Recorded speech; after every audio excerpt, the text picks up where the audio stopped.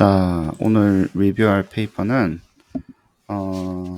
우리 제너러티브 어세스먼트 모형 평가 공학이라고 말씀하시진 않으셨지만 그래도 AIG라든가 평가 공학을 할 때 근본이 되는 페이퍼가 이제 비아 선생님 거 하나, 밀슬레비 선생님 거 하나, 그 다음에 이제 하나 더 꼽으라 그러면 엠브레슨 선생님인데 제가 항상 하는 이야기지만 페이퍼 리뷰할 때마다 이게 제일 중요해요, 이게 제일 중요해요 맨날 그러잖아요. 그런 것 같아요. 그래서 Cognitive Design System에 대한 데피니션이고 제일 아마 정확하게 과학적으로 기술하신 것 같아요. 이게 왜 이게 필요하고 그 다음에 했을 때 뭐가 좋고 어떤 효과가 있는지. 제가 가장 싫어하는 페이퍼가 뭘 싸게 많이 만들어내는 용도라고 자꾸 이야기를 하면서 시작하는 페이퍼를 굉장히 제가 싫어하잖아요. 그렇지 않기 때문에. 그래서 이 페이퍼를 강조를 합니다. 웨스턴 선생님. almost retire라고 그러시는데. 그리고 또 하나는 아무튼 generating assessment라는 게 도대체 뭐냐. 그리고 그게 이제 어프로치를 이제 선생님은 이제 cognitive design system이라고 하셨어요. 이 이제 generating 하는 거를 generative approach죠. 시험을 생성을 한번 해보자. writing 하지 말고. 그래서 generating이라는 이름이 들어갔다는 거 진짜 중요하고, 선생님은 그거를 cognitive design system이라고 부르셨다는 거 중요하고, 그 다음에 abstract reasoning의 application 돼서 시작을 했어요. 그래서 숫자만 바뀌는 거예요, 여러분. 수준이 숫자만 바뀌는 것만 할 수밖에 없으니까 지금 단어 바뀌고 하는 거지만, 원래 만들어진 것 자체는 인지 검사를 하기 위해서 만들어졌다라는 거 좀 잘 아시고 일단 시작을 한번 해보도록 하겠습니다. Psychological Method의 1998년도 페이퍼니까 잘 보시고, 첫 번째 이런 이야기를 하십니다. 아니, Cognitive Theory가 굉장히 많이 나와 있는데, 시험을 만드는데 potential impact이 있지만 좀 분야마다 굉장히 다른 것 같아. 근데 교육 분야 니네들은 이거 제대로 이해 못하고 있지. 약간 그런 식으로 뉘앙스로 시작을 합니다. 그래서 내가 이 valid한 테스트를 만들 때 왜 이 결국에는 이제 generative approach거든요. valid한 시험을 만들려고 할 때 왜 cognitive design 시스템을 활용해야 되는지, 어떻게 되는지, 그리고 이걸 활용하면 어떻게 valid한 시험이 되는지. 사실 valid가 굉장히 중요하죠. 한 건 내가 알려줄게, 설명해줄게. 그 이야기를 시작을 하십니다. 그리고 이제 특히 이제 인지이론, cognitive science가 이제 굉장히 발전을 했는데, 그것이 어떤 식으로 테스트를 만들고 하는 쪽으로, 그러니까 impact of cognitive theory on testing이라고 그랬잖아요. 그렇죠? 요거를 실제적으로 한번 잘 보여주겠다. 그러면서 시작을 하셨고, 원래는 뭐였다고요? cognitive science하고 테스팅하고는 좀 incompatibility가 있었다는 얘기야. 상호적으로 이렇게 좀 compatible 하지 않았다는 얘기야. 근데 이제 좀 resolve해서 그걸 해결하기 위해서, 이 incompatibility를 해결하기 위해서 내가 cognitive design system 가지고 한번 해보겠다. 이렇게 되는 거고. cognitive design system 뭐라고요?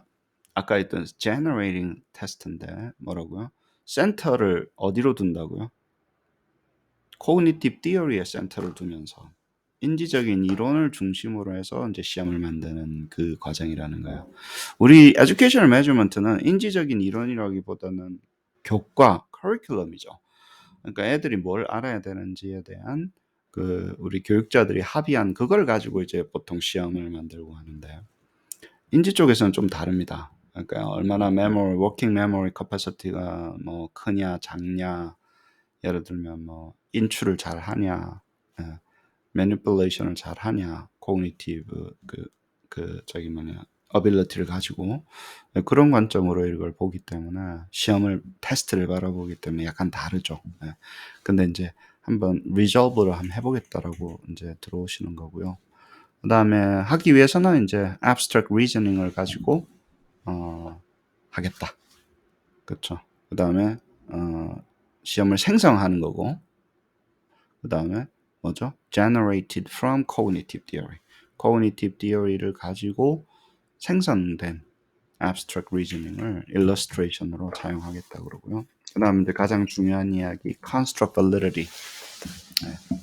그 validity, construct validity가 이 generating item bank 하는 이 construct validity가 cognitive design system approach에 대해서 strong하게 support가 된다라고 이야기를 하시고 이제 그 되는 example들을 이렇게 많이 보여주세요. 자, 코그니티브 이론을 가지고 그 시험을 개발하는 developing 테스팅을 하는 것은 굉장히 intriguing possibility가 있어 왔다. 그 두 area에 다 걸쳐서 psychological이나 아니면 educational management 쪽 다 있었다. 그리고 이제 미슬랩 선생님 1993년도부터 미슬랩 선생님도 계속해서 이렇게 말씀을 해오셨어요. 야, 우리가 시험을 만들 때 인지적인 그 요소를 많이 고려를 해가지고 시험 만드는 거에 대해서 미슬랩 선생님도 이해를 하셨기 때문에 요거 사이테이션 할 때 그 하시면 되고 그렇습니다. 여러 가지 시험이 있는데 특히 이제 ability 테스트 있죠. 지능 검사 이런 거 할 때 우리가 보통 보면 이제 그 problem solving 하는 태스크를 해야 되잖아요. 굉장히 복잡한 그런 거를 할 때 이제 뭐 많이 이런 cognitive theory를 갖다가 사용을 하는데 이게 잘 cognitive theory가 좀 제대로 들어와 가지고 시험을 만드는 쪽에 역할을 하는 게 very 많이 없었다라는 거예요. 그래서 이제 그거를 조금 이 페이퍼에 있는 그거를 제대로 하기 위한 거니까 very realize 사람들이 뭐 그걸 가지고 만들면 좋겠다고 했지만 잘 안 됐으니까 하려고 했는지 이제 이야기하시는 거고 그렇습니다. 뭐 약속은 많이 있었지만 팔레그리노가 뭐 이야기한 것처럼 야 이게 진짜 real potential of cognitive theory는 missing하는 것 같다. 그러니까 이게 useful test 디자인한 거에 대해서는 굉장히 많은 시험들이 이제 missing을 하고 있는 것 같아서 그래서 이제 좀 걱정된다. 뭐 이렇게 이야기하시고 그 다음에 incidental bonus to test 디자인을 하는데 왜냐하면 이 cognitive psychology research 자체가 justifiable operational definition에 그 도움이 된다. 뭐 이런 이야기도 하시네요.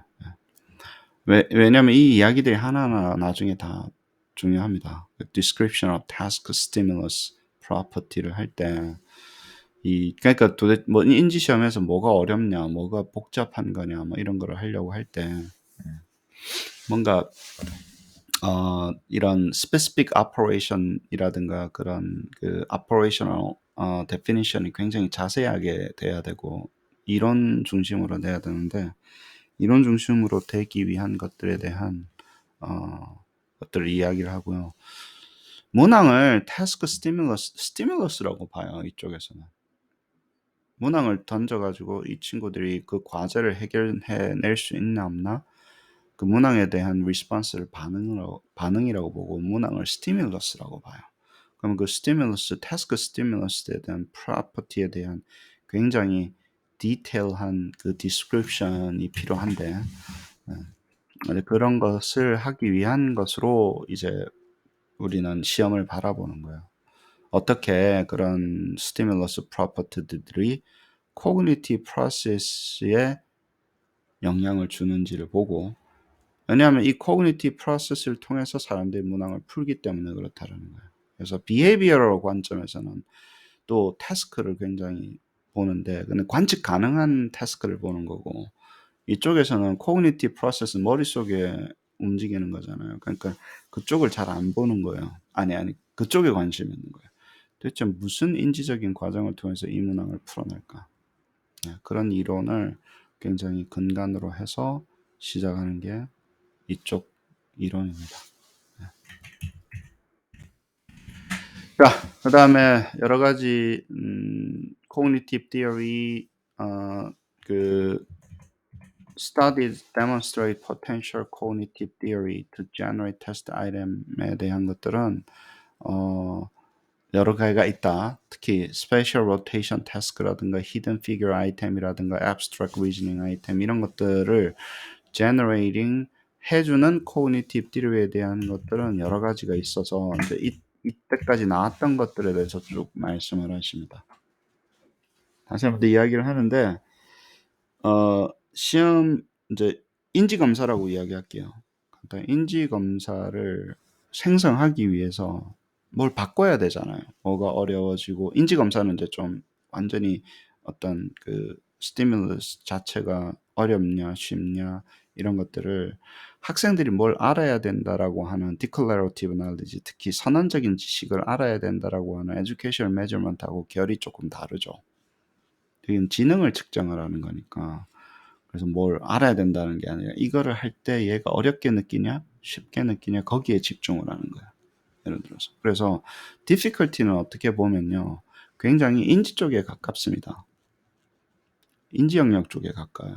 그렇지 않고 educational measurement는 이게 어렵냐 쉽냐의 문제가 아니라 이 알아야 될 걸 아냐 모르냐 그 정도, 거기에 더 초점을 맞죠. 알아야 될 걸 다 아냐 모르냐를 가지고 하는 거고, 인지적으로 가야지 사실은 난이도가 이 문항이 저 문항보다 조금 어렵냐 쉽냐 이런 이야기를 해요. 그래서 우리가 알아야 될 걸 아냐 모르냐는 어떤 시험이라 그랬어요? 도메인 레퍼런스 테스트라 그랬어요. 이 아이가 이거를 알아야 되는 거를 알아야 되는 걸 충분히 알고 있냐 모르고 있냐. 거기는 난이도가 중요해요 안 중요해요? 별로 안 중요해요. 덜 중요해요 거기서는. 그래서 제가 항상 이야기하죠. 선생님들이 러닝 컨텐츠 만들 때 난이도에 대해서 너무 신경 쓰기보다는 이 시험이 아이들이 알아야 되는 것을 충분히 representative 하고 있냐 없냐, domain reference 테스트로 우리가 봐야 된다고. 오히려 당신이 지능검사 만들 때는 지능검사에서 어느 정도 이 어려운 과제를 해결할 수 있냐 없냐 이렇게 보러볼 때는 난이도가 굉장히 중요해지기 시작합니다. 근데 저희가 애매하게 난이도를 강조하잖아요. 에듀케이션 매니지먼트에서 밑도 끝도 없이 난이도를 굉장히 뭐 변별도를 강조하고 갑자기 그렇게 하는 게 있는데, 저는 조금 결이 다르다고 봐요. 내가 왜 난이도가 중요시돼야 되냐, 혹은 generalizability, 이게 그 일반화를 중요시해야 되는지 난이도를 중요시해야 되는지는 두 개가 다른 관점이라고 봅니다.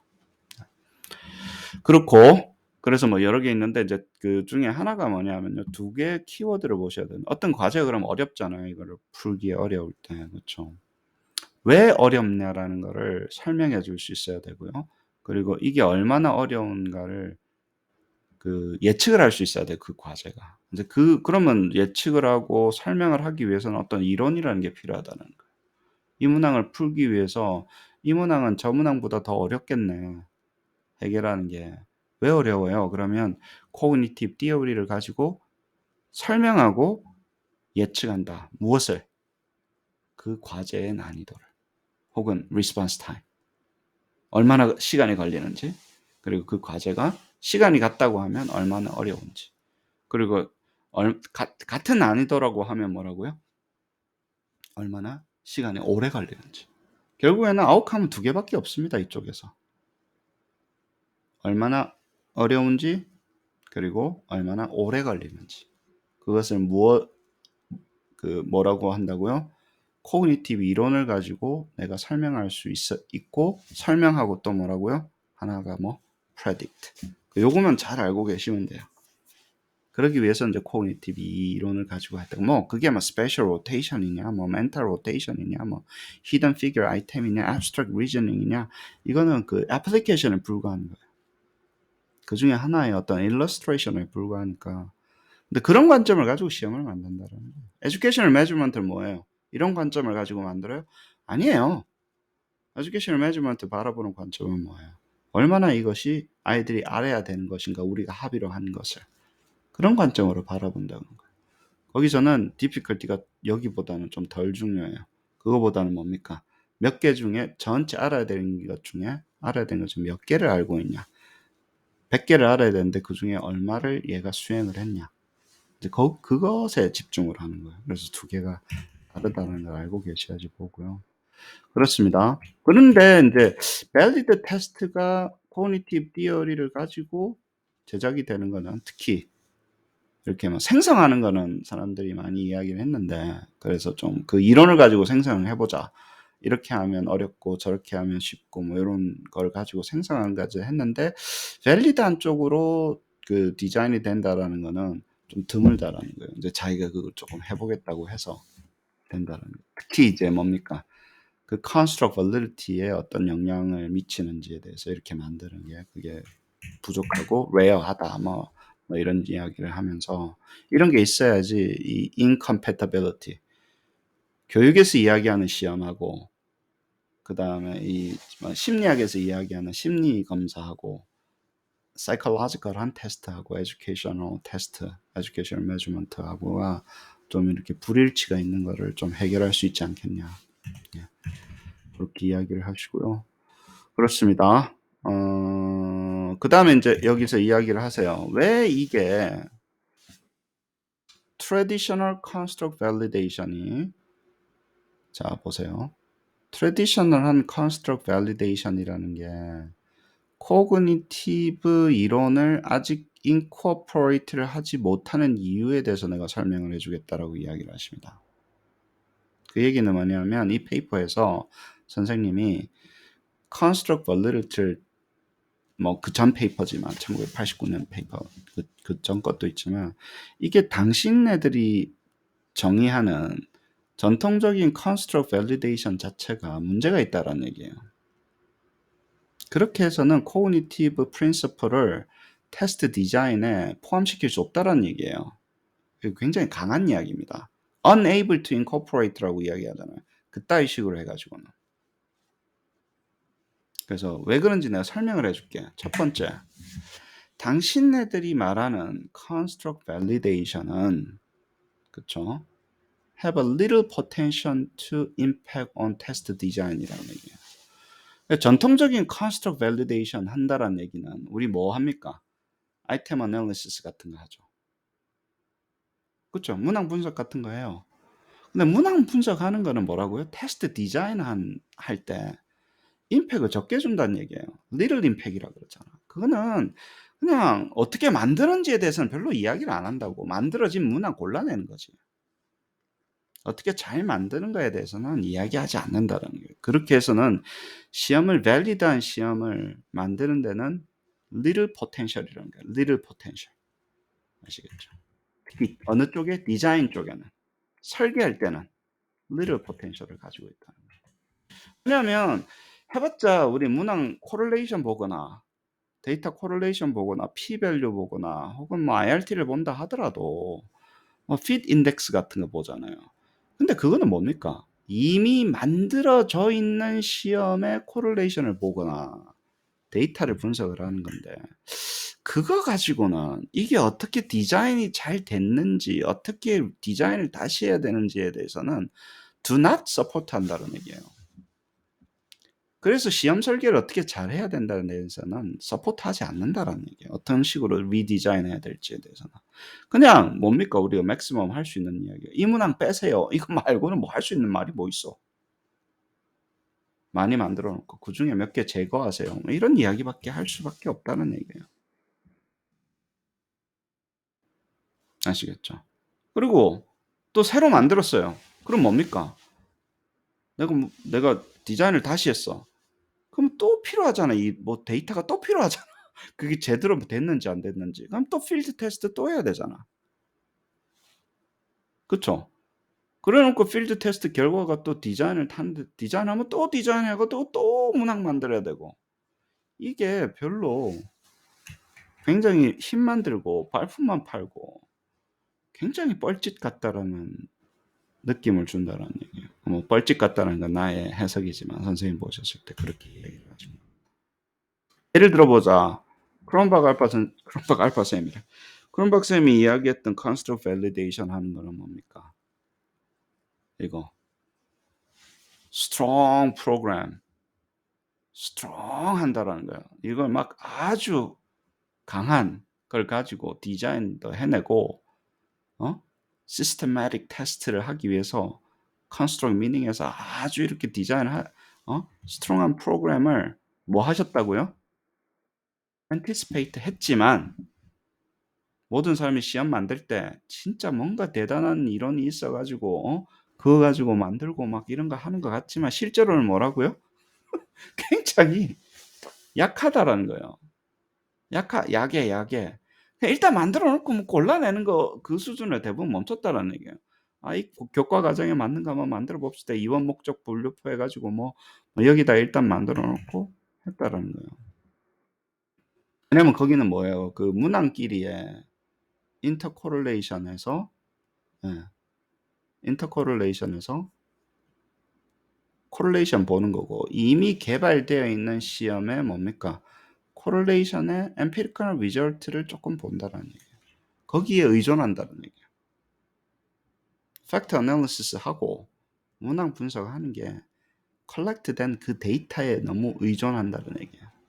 특히 걔네들이 코릴레이트 되어 있으면 좋다. 아시겠죠? 그래서 theory arise from empirical finding이라는 거예요. 사실 얘네들 데이터 가지고 뭐 만드는 거 아니야? 이런 팩트 애널리시스 해봤지만 이론 가지고 그거 분석하는 거야? 그냥 데이터 가지고 서제스션 해달라는 거지. 데이터가 나쁘면 뭡니까? 이론이 나쁜갑다. 그리고 이론도 막 데이터 가지고 만들어낸다는 얘기예요. 아시겠죠? 이론은 선생님이 강조하시는 거예요. 이론을 가지고 설계를 해야지 이 사람들아. 데이터를 가지고 자꾸 이론을 컴pen세이팅 하려고 데이터 가지고 이론 만들려고 그러면 어떡해. 그렇지 않다라는 얘기예요. 우리 데이터 엔지니어링을 할 때 가장 문제가 되는 것을 지금 정확하게 이야기하고 있습니다. 여러분들이 데이터 막 만지다 보면 significant한 모형 찾을 수 있죠. 이거 빼고 저거 빼고 어떻게 하다 보면. 그래 놓고 내가 뭔가 이론을 발견한 것 같잖아요. 근데 뭐예요? 그건 데이터 디펜던스가 있다는 얘기예요. 가가지고 내가 뭐예요? 다른 데이터를 구해오면 그게 맞을지 안 맞을지 nobody knows. 그리고 그 데이터에 대해서 이론을 만들어 보니까 어때요? 너무너무 최적화 시켜 놓으니까 어때요? 더 안 맞아요. 오버피딩 된다고. 그럼 오버피딩 안 되려면 데이터가 어때요? 굉장히 representative하고 굉장히 다양해야 돼요. 다양한 데이터를 가지고 있어야 돼요. 근데 우리는 지금 뭡니까? 굉장히 다양한 데이터를 구하려고 하면 굉장히 다양한 어세스먼트가 있어야 되잖아요. 원론으로 다시 돌아오는 이야기예요. 아시겠죠? 어세스먼트가 좋아야지 좋은 데이터가 다이버시한 게 생기는 거지. 지금 어세스먼트가 없다니까. 좋은 어세스먼트를 많이 만들려고 하는 과정이니까. 그렇죠? 그래서 그런 것들이 많이 있습니다. 그래 이론 중심으로 봐야 된다는 거예요. 그래서 어떻게 해야 되냐면요. 내가 어떤 조건을 만들고 태스크 조건을 만든 다음에 그것을 내가 명시적으로 바꿔가면서 구상에 대한 하이파서시스를 세울 수 있어야 된다는 거예요. 내가 이 문항을 이렇게 만들면 어려울 거야. 이렇게 만들면 쉬울 거야. 그거를 가지고 변형을 시켜가면서 얼마나 어려운지, 얼마나 쉬운지, 실제로 어려운지, 실제로 쉬운지에 대한 하이파서시스를 검증해 나가면서 만드는 거지.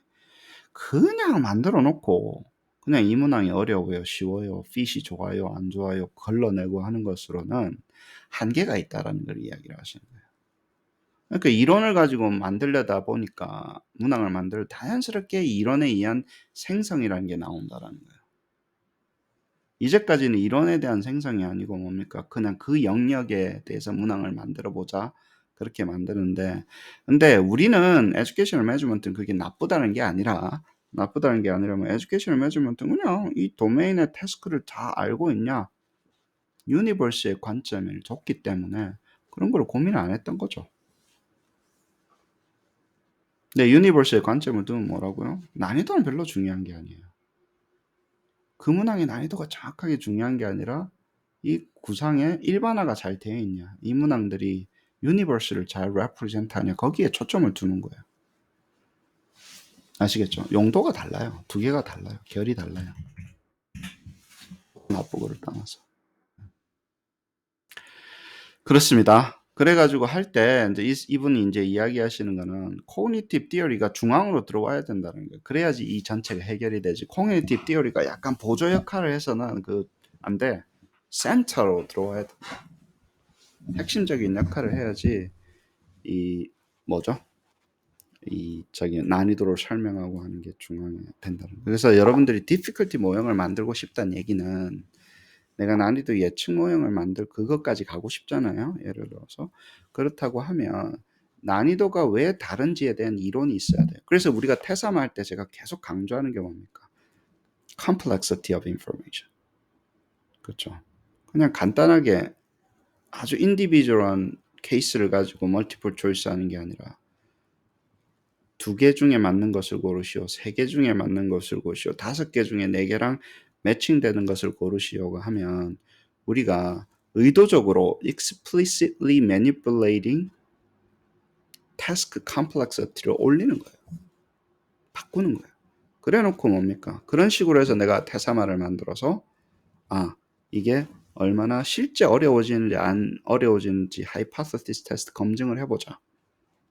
객관적으로 보게 되면 여러분들이 평가공학을 어떻게 사용하시는 거예요? 코그니티브 디자인 어프로치 쪽으로 사용을 하시는 거예요. 그게 아니라 일반화의 관점을 보게 되면 얘네들은 이걸 다 할 수 있어야 되는데 그 중에 이걸 진짜 다 할 수 있는지 보자. 그때는 이제 그 도메인 레퍼런스 테스트 관점에서 보시죠. 근데 중간에 애매하게 뭐가 들어왔습니까? 에듀케이셔널 매니지먼트에도 뭐가 들어왔어요? 어댑티브 테스트가 들어왔잖아요. 어댑티브 테스트는 뭡니까? 우리가 수준별로 뭔가를 나눠줘야 되잖아요. 예를 들어 난이도를 조절해 줘야 되잖아. 그러니까 애매하게 에듀케이셔널 매니지먼트에 난이도가 굉장히 중요한 역할을 차지하게 된 거예요. 어댑티브 어세스먼트. 사실은 어댑티브 어세스먼트를 안 하게 되면 그냥 도메인 레프레젠테티브니스로 넘어가면 됩니다. 그냥 이게 애들이 알아야 되는 거에 전체 집합이야? 거기서 랜덤 샘플해. 그러면 돼요. 그러면 문항별로의 난이도가 그렇게 큰 역할을 안 합니다. 전체로 레프레젠테티브 잘하기만 하면. 그러면 이제 시험이 길어져야 되는 또 단점은 있죠. 그렇습니다. 그래요. 그래서 이제 이분이 이제 in this article은 뭡니까? cognitive design system이라는 걸 하고, 그러면 이 사람들을 뭐라고 바라보는 거예요? 문항을. 어떤 건데 내가 스티뮬러스 피어처를 좀 바꿔가지고 어디에 영향을 미친다고요? 인지적인 프로세싱에 영향을 미치게끔 하는 그런 걸 바꾸는 거예요. 뭘 어렵게 만든다거나 오른쪽으로 돌리는 게 훨씬 쉬운데 왼쪽으로 돌리면 좀 어렵다거나 그런 것을 변화시킬 수 있는 형태로 시험을 만들어요. 그러니까 지능 검사에 굉장히 가깝죠. 에듀케이셔널 매저먼트는 우리가 의도적으로 어렵게 만들고 이런 게 주 목적이 아니잖아요. 애들이 알아야 되는 걸 아는가가 주 목적이니까. 근데 이쪽에서 바라보는 문항은 그런 거예요. 그런 실험을 하려고 하는 거예요. 내가 이거를 바꾸면 얘가 cognitive process 여기에 영향을 미쳐서 그 영향을 미쳤기 때문에 얘가 잘 못 풀겠지, 쉽겠지, 어렵겠지, 실수가 많아지겠지, 뭐 이런 거를 바라보는 거예요. 아니 어제도 이야기했던 디스트랙터 모형도 마찬가지예요. 디스트랙터를 굉장히 뻔한 거를 주면 애들이 어때요? 쉬운 것과 어려운 것을 구분하는데 더 쉬워지죠. 게싱이 훨씬 쉬워진다고. 디스트랙터를 너무 엉뚱한 놈을 주면. 그쵸? 그런 관점에서 디스트랙터 모형을 optimizing 하는 건 어떤 관점입니까? 사실은 cognitive design system approach예요. 플로저블한 거 줬을 때 뭐예요? 굉장히 가까운데 답은 아닌데 굉장히 그럴싸한 걸 줬을 때 아이들이 풀기가 그렇지 않는 거에 비하면 어려워요, 쉬워요? 어려워요, 쉬워요? 어려워요. 조금 어렵죠. 예. 그러니까 의도적으로 그런 거를 실험 설계를 하기 위해서 내가 디자인 시스템을 만들면 코그니티브 디자인 시스템 쪽으로 가까운 거예요. 근데 아까도 말씀드렸잖아요. 이 제너러티브 어프로치, AIG라든가 평가공학은 뭐예요? 둘 다 환영받는 거예요. 아, 어렵거나 쉽게 할 때도 환영받고 다양한 요소를 표현해서 그 다음에 뭐예요? 일반화시킬 때도 환영받고 그쵸? 그래서 둘 다 환영을 받으면서 이게 중앙으로 들어오는 거예요. 여러분 아직 실력이 안 돼서 문학 모형을 잘 못 만들어서 그런 거지. 아이디어 자체는 굉장히 좋습니다. 만드는 게 어렵고 힘들고 뭐 지적재산권도 많이 걸려 있고 뭐 이런 거니까 그런 거지. 자, 그래서 레이븐스 프로그레시브 매트릭스라든가 뭐 이쪽으로는 자 프로세싱 티어리에 대해서는 많이 했습니다. 뭐 CHC 뭐 카펜터 이 선생님이 지능 머릿속에서 도대체 무슨 일이 일어나는지에 대해서 저 지능 검사 주게 되면 거기에 대해서 많이 했고 특히 그 레이븐스 프로그레스 매트릭스 있죠. 예, 요거 같은 경우는 굉장히 많이 파퓰러하죠. 저도 얼마 전에 무슨 뭐 그 연세대 유준 교수님하고 간단한 페이퍼를 내기도 했습니다. 그래요. 그러면 이제 이 관점에서 만들 때는 처음에는 이래요. 코그니티브 모형을 먼저 만들고 거기에 해당하는 컴포넌트를 만든다. 이제 결정을 하는 거예요. 특히 뭐에 대한 거요? 프로세스 뭐 어떤 인출에 필요하냐, 워킹 메모리에 필요하냐, 근데 얼마나 어려움냐. 근데 그런 것들을 이제 피어처럼 만드는 거예요. 타사마 같은 경우는 이그젬플이 뭐예요? 우리가 피어처를 하나만 주는 거, 두 개만 주는 거, 세 개만 주는 거에 쭉 나열을 하는 거예요. 아니 스템을 물어볼 때 해결을 할 때 세 개의 정보를 한꺼번에 알아야 되는 게 있고 네 개가 있고 뭐 필링 더 블랭크 두 개가 하는 게 있고 필링 더 블랭크 세 개가 하는 게 있고 그게 그 컴포넌트들에 대한 요소고 컴플렉시티를 해요 안 해요? 영향을 줘요. 그쵸? 그 다음에 여러분들이 만약에 디자인을 할때 인포메이션 프로세싱에 초점을 주면 플로저블한 디스트럭트를 주게 되면 어때요? 프로세싱이 디시전 프로세싱 조금 어려워지죠. 그쵸? 그런 것도 있고 또 하나는 단순한 1 더하기 2 물어보는 문항하고 그림을 보고 해석을 해서 이게 더하기 문제구나 해가지고 더하기를 하는 거하고는 다르죠. 그림을 하나를 주고 예를 들어서 둘레를 구하시오 하면 그림을 보고 해석을 해야 되잖아요. 밑변이 얼마고 세로가 얼마고 그 해석의 과정이 들어가야 안 들어가요? 추가로 들어가요. 그냥 계산하는 거 하고 그림을 보고 인터프리트 해서 더하기라는 형태로 만들어 가지고 곱하기까지 해야 되는 거 있고 4 곱하기 3 하는 게 있고 달라요. 그쵸? 그러면 하나의 프로세싱이 추가가 됐죠. 그러면 프로세싱을 넣고 안 넣고 프로세싱이 하나가 추가가 되면 어때요? 더 어렵겠지. 어디셔널 프로세싱이 들어갔잖아. 그냥 네이키드 매스 하지만 그 과정이 빠졌잖아. 그럼 쉽겠지. 그죠? 근데 그런 식으로 실험 설계로 바라보는 거예요. 그게 코그니티브 디자인 시스템 어프로치의 처음에 하는 겁니다. 그러면 그런 걸 정하고 나서 아이템 캐릭터리스틱 linked. 그럼 어떤 문항의 캐릭터리스틱이 코그니티브 모형하고 아까 이야기했던 거 코그니티브 모형 대단한 생각이지 않고 이거 하면 어려울 거야 이거 하면 쉽고 이러면 어떻게 연결이 되지? 정할 수 있겠죠. 그러면 나는 뭐 디스트럭터 타입을 정할 거야. 예를 들어서 나는 여기서 할 거야. 혹은 그림을 넣나 안 넣나. 그림을 넣고 나서 해결을 해야 되냐 안 해야 되냐 요소를 쭉 정하세요. 예를 들어서. 그 다음에 2개로 푸냐 3개를 푸냐를 쭉 정하는 거예요. 워킹 메모리 어떻게 영향을 되냐 하는 거 가지고 그쵸? 2개를 정할 수 있죠. 그래 놓고 뭡니까? 이제 매핑, 릴레이션십을 해보는 거예요. 내가 여기서 그 캐릭터리스틱을 껐다 켰다 하게 되면 아이템 캐릭터리스틱, 아이템 파라미터 얘가 좀 어려워질 것 같아. 쉬워질 것 같아. 그런 이제 가설을 세우는 거야. 내가 디스트랙터를 플러저블하게 하면 쉬울 거야. 어려울 거야. 아시겠죠? 그 다음에 컴포넌트를 내가 더 증가시키면 문항에 대해서는 쉬울 거야. 어려울 거야. 그거를 모형을 간단하게 잡는 거야. 여기가 굉장히 중요한 역할을 합니다. 왜냐면 difficulty에 대해서 independent variable을 설정한 과정인 거야. difficulty를 dependent variable로 놓고. 아시겠죠? 그래서 2개를 설정해 놓고 나서 네 번째는 뭡니까? 그러면 알고리즘을 가지고 generate new item을 해보는 건 이제 varying 해보는 거야. 야, 요럴 때 문항 만들고 저럴 때 문항 만들고 그걸 다 모든 컨비네이션을 알고리즘을 가지고 이제 그 각 상황마다 다 generate 하는 거예요. 옛날에는 이 작업이 그냥 수작업이었어요. 리서치 디자인처럼 하는 거야.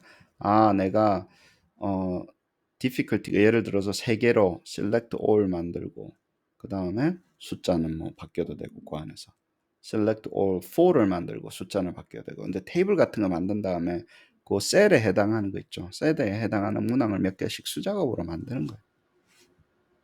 그게 이제 오토매틱하게 되면 알고리드믹하게 되면 이제 AIG가 되는데 근데 이거는 그때는 문항 모형 코딩하는 거고 그 전에 이렇게 단계가 필요하더라고요. 아, 어떤 요소를 바꾸면 어떻게 되겠구나. 어떤 요소는 어디부터 어디까지가 바뀌겠구나. 예를 들어서 뭘 바꾸면 어려워지겠구나. 이제 그런 것들을 다 정의하는 게 있고 뭐가 센터가 된다고요?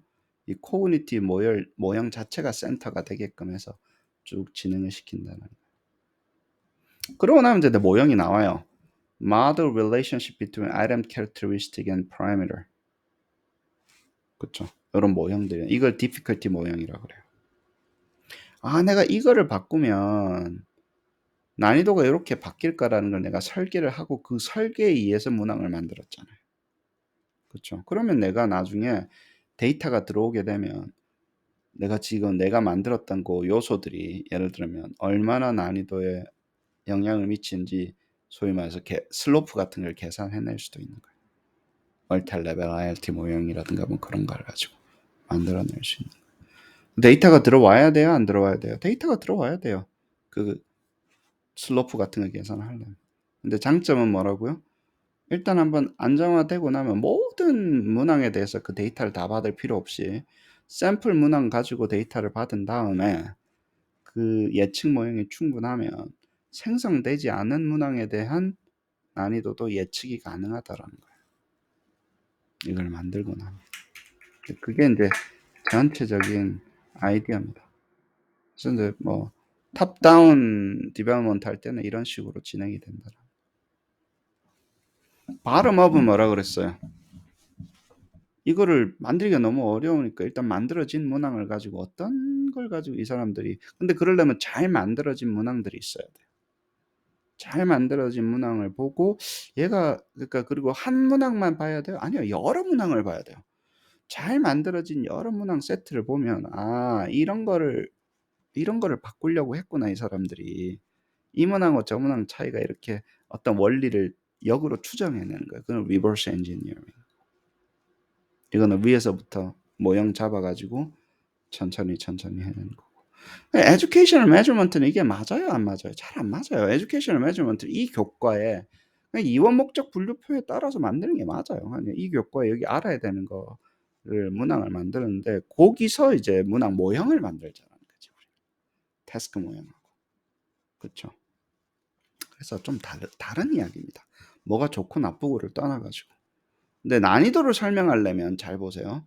난이도가 그렇게 중요하고 설명하고 예측하려면 이 방법으로 안 가고 난이도를 어떻게 인디펜던트 베리블이 없잖아. 예측하고 설명할 게 있어야지 예측하고 설명을 하지. 그냥 계산한 거를. 그렇죠. 예측하고 설명한다는 얘기는 인디펜던트 베리블이 있다는 얘기야, 난이도에 대해서. 그럼 그거 어디서 오냐고. 의도적으로 만들어 가지고 문항을 생성해. 이미 뭐 일단 만들어 놓고 하는 거는 난이도 예측 모형 아닙니다. 일단 만들어 놓고 난이도 계산 모형이지. 그냥 추정 모형이에요. 추정하는 거하고 예측하고는 달라요. 근데 일이 일어나고 나서 뭡니까? 아, 오늘은 날씨가 좋구나. 오늘은 뭡니까? 아, 오늘은 날씨가 안 좋네. 오늘은 햇빛 쨍쨍하네 하는 거 하고 야, 요런 거 보면 내일 날씨가 요 정도 될 것 같은 경우는 어떤 게 힘이 세요? 예측 모형이 셉니다. 지금 날씨가 몇 도인지 아는 게 뭐 그것도 중요하긴 중요하지. 그게 멈추잖아. 다른 얘기입니다. 자, 이렇게 이야기해요. 크론박 선생님은 그 generalizability 그쪽 있죠. validation 하는 거는 뭐라고요? 시험이 만들어지고 나서 그 establishing 의미를 뭐라고요? 만들어진 시험을 가지고 empirically 의미를 establishing 하는 것이다. 굉장히 그러니까 이 내공이 있는 사람만 이렇게 이야기할 수 있습니다. 크롬박 선생님이 에듀케이셔널 매주먼트에 이 미치는 지대한 영향에 대해서 이렇게 막 여기 페이퍼 앤 사이콜로지컬 매주먼트 APM 이런 데를 퍼블리시 안 돼요. 그냥 싫은 거야. 웃겨가지고 참 이거 하면서 그래요. 여기는 이제 logical empiric 뭐 empirism이라고 하는데 예를 들어 뭐 논리 실증주의라고 이야기합니다. 철학적으로 이야기하면 논리 실증주의인데 데이터에 굉장히 그 하는 거예요. The vague and incomplete network give us construct whatever meaning of the they have 준다라고 이야기했다라는 거예요. 그런 박사님이. 이 얘기는 뭡니까? 아주 vague하고 이런 걸 incomplete network이 construct whatever meaning이라고 그랬잖아요. 이렇게 준다라고 이야기했는데 이렇게 개념화하는 거는 구상에 대해서 개념화하는 거는 굉장히 뭡니까? 논리 실증주의에 가깝다라는 거예요. 그리고 그 우리가 볼 때 뭘 보냐 하면 이쪽 관점에서는요. 테스트 스코어의 릴레이션십을 가지고 nonological 네트워크를 구성한다라고 이야기해요. 그래서 팩트 애널리시스가 이쪽에 굉장히 잘 맞아요. 그냥 테스트 스코어의 코릴레이션 매트릭스 가지고 그 속에서 뭔가 이론을 뽑아내는 거예요. 혹은 이론 그 코릴레이션을 잘 보면 잘 들어보세요. 코릴레이션을 잘 보면 이론이 보인다라고 하는 관점인 거예요. 데이터를 잘 들여다보면 이미 만들어진 시험에 이미 만들어진 데이터를 잘 들여다보면 코릴레이션을 보면 뭡니까? 그걸 가지고 뭡니까? elaborate nomological network이라고 하는 것을 하면 근데 이거는 이 nomological network은 뭡니까? validity evidence를 뭐라고요? 이 가지고 있는 이쪽에서 이 correlation matrix 있죠. 이 correlation matrix 분석해서 만들어 올리는 거예요. 그러니까 데이터 드리븐이에요? empirical evidence 드리븐이에요? 아니면 이론 드리븐이에요? empirical evidence 드리븐이에요. 이 correlation을 가지고 이런 relationship을 theoretical construct space를 만든다는 거예요. empirical observation 밑에 있고.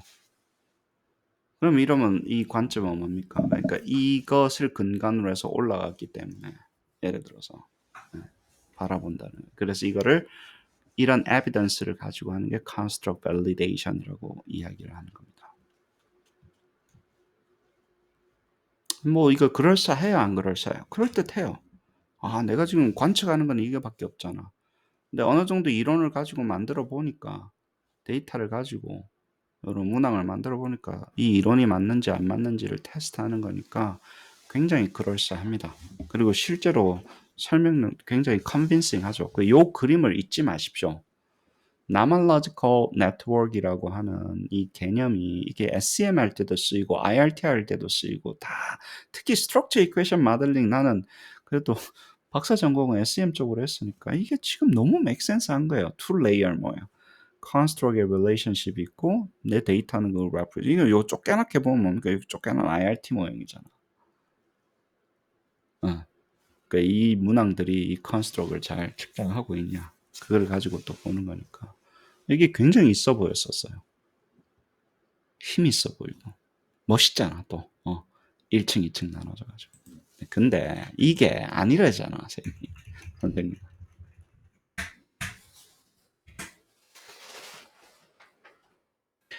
이거는 이거는 뭡니까? 이거는 컨스트럭끼리 어떤 관계를 보는 거고 그 숫자를 가지고 observation을 가지고 meaning을 만들어내는 거라고 나는. 데이터를 가지고 의미를 만들어내는데 이 얼마나 중요한 건지 있죠.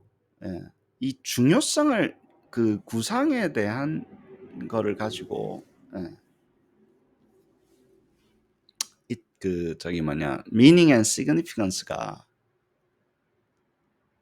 여기서 말하는 건 뭐 베톨드의 뷰에 따르면 의미와 중요함, 이게 왜 중요하고 이게 어떤 의미를 가지고 있냐라는 거는 예, 그 리서치의 다른 애스펙트에 의존한다라는 거예요. 여기서는 의미가 어디서 나와요? 크롬박 선생님의 어디서 나온다라는 거예요? 예, confounded meaning of construct as a significant, 이게 같이 간다라는 거예요. 의미하고 얼마나 중요한 거가 여기서는 confounded, 섞여 있다라는 얘기예요.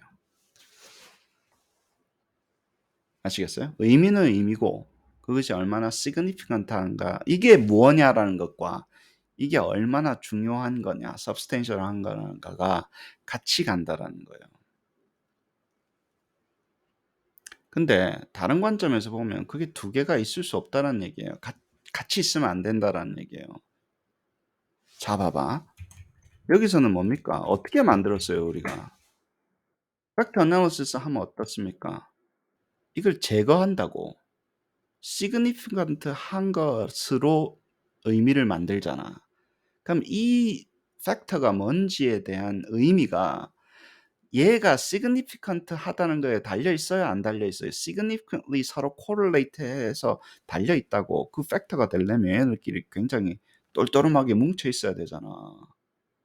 이 로딩이 굉장히 뚱뚱해야 되잖아요. 그래야지 이 팩터가 형성이 되는 거고, 그래야지 이 팩터가 의미를 가지잖아. 이 팩터는 뭐 첫 번째 팩터예요, 두 번째 팩터예요, 뭐 이런 거 할 때. 다시 한번 더 이야기할게요. statistical 데이터가 주는 그 statistical significant한 거하고 의미가 같이 있다고. 분리가 불가능한 거예요. 다른 관점은 다르게 보는 사람들은 다르다는 거예요. 아니, 그 컨스트럭이 뭔지를 만들려고 하는데 컨스트럭으로서 나왔던 어떤 significance를 가지고 그 컨스트럭을 만든다는 것 자체가, 의미는 의미고 significance는 significance지, 중요도는 중요한 거지, 다르다라는 거예요. 아시겠죠? 그래서 이 관점에서는 뭡니까? empirical nomological network에서는 뭐예요? 의미라는 게 아주 correlate, 뚱뚱하게 되어 있는 것과 같이 독립적으로 존재를 못한다는 거예요. 이 nomological network으로 보면 독자적으로 생존이 안 된다라는 거예요. 그럼 이거 statistical하게 significant 한 개 모아가지고 팩터 만들었잖아. 그래놓고 팩터를 설명했잖아. 팩터가 뭔지 의미를 갖다 붙였잖아. 그러니까 독자적으로 생존이 안 된다는 거예요. 그러면 뭡니까? 조금 보면, 어떻게 보면, 그러면 데이터에 너무 디펜드 된다는 거예요.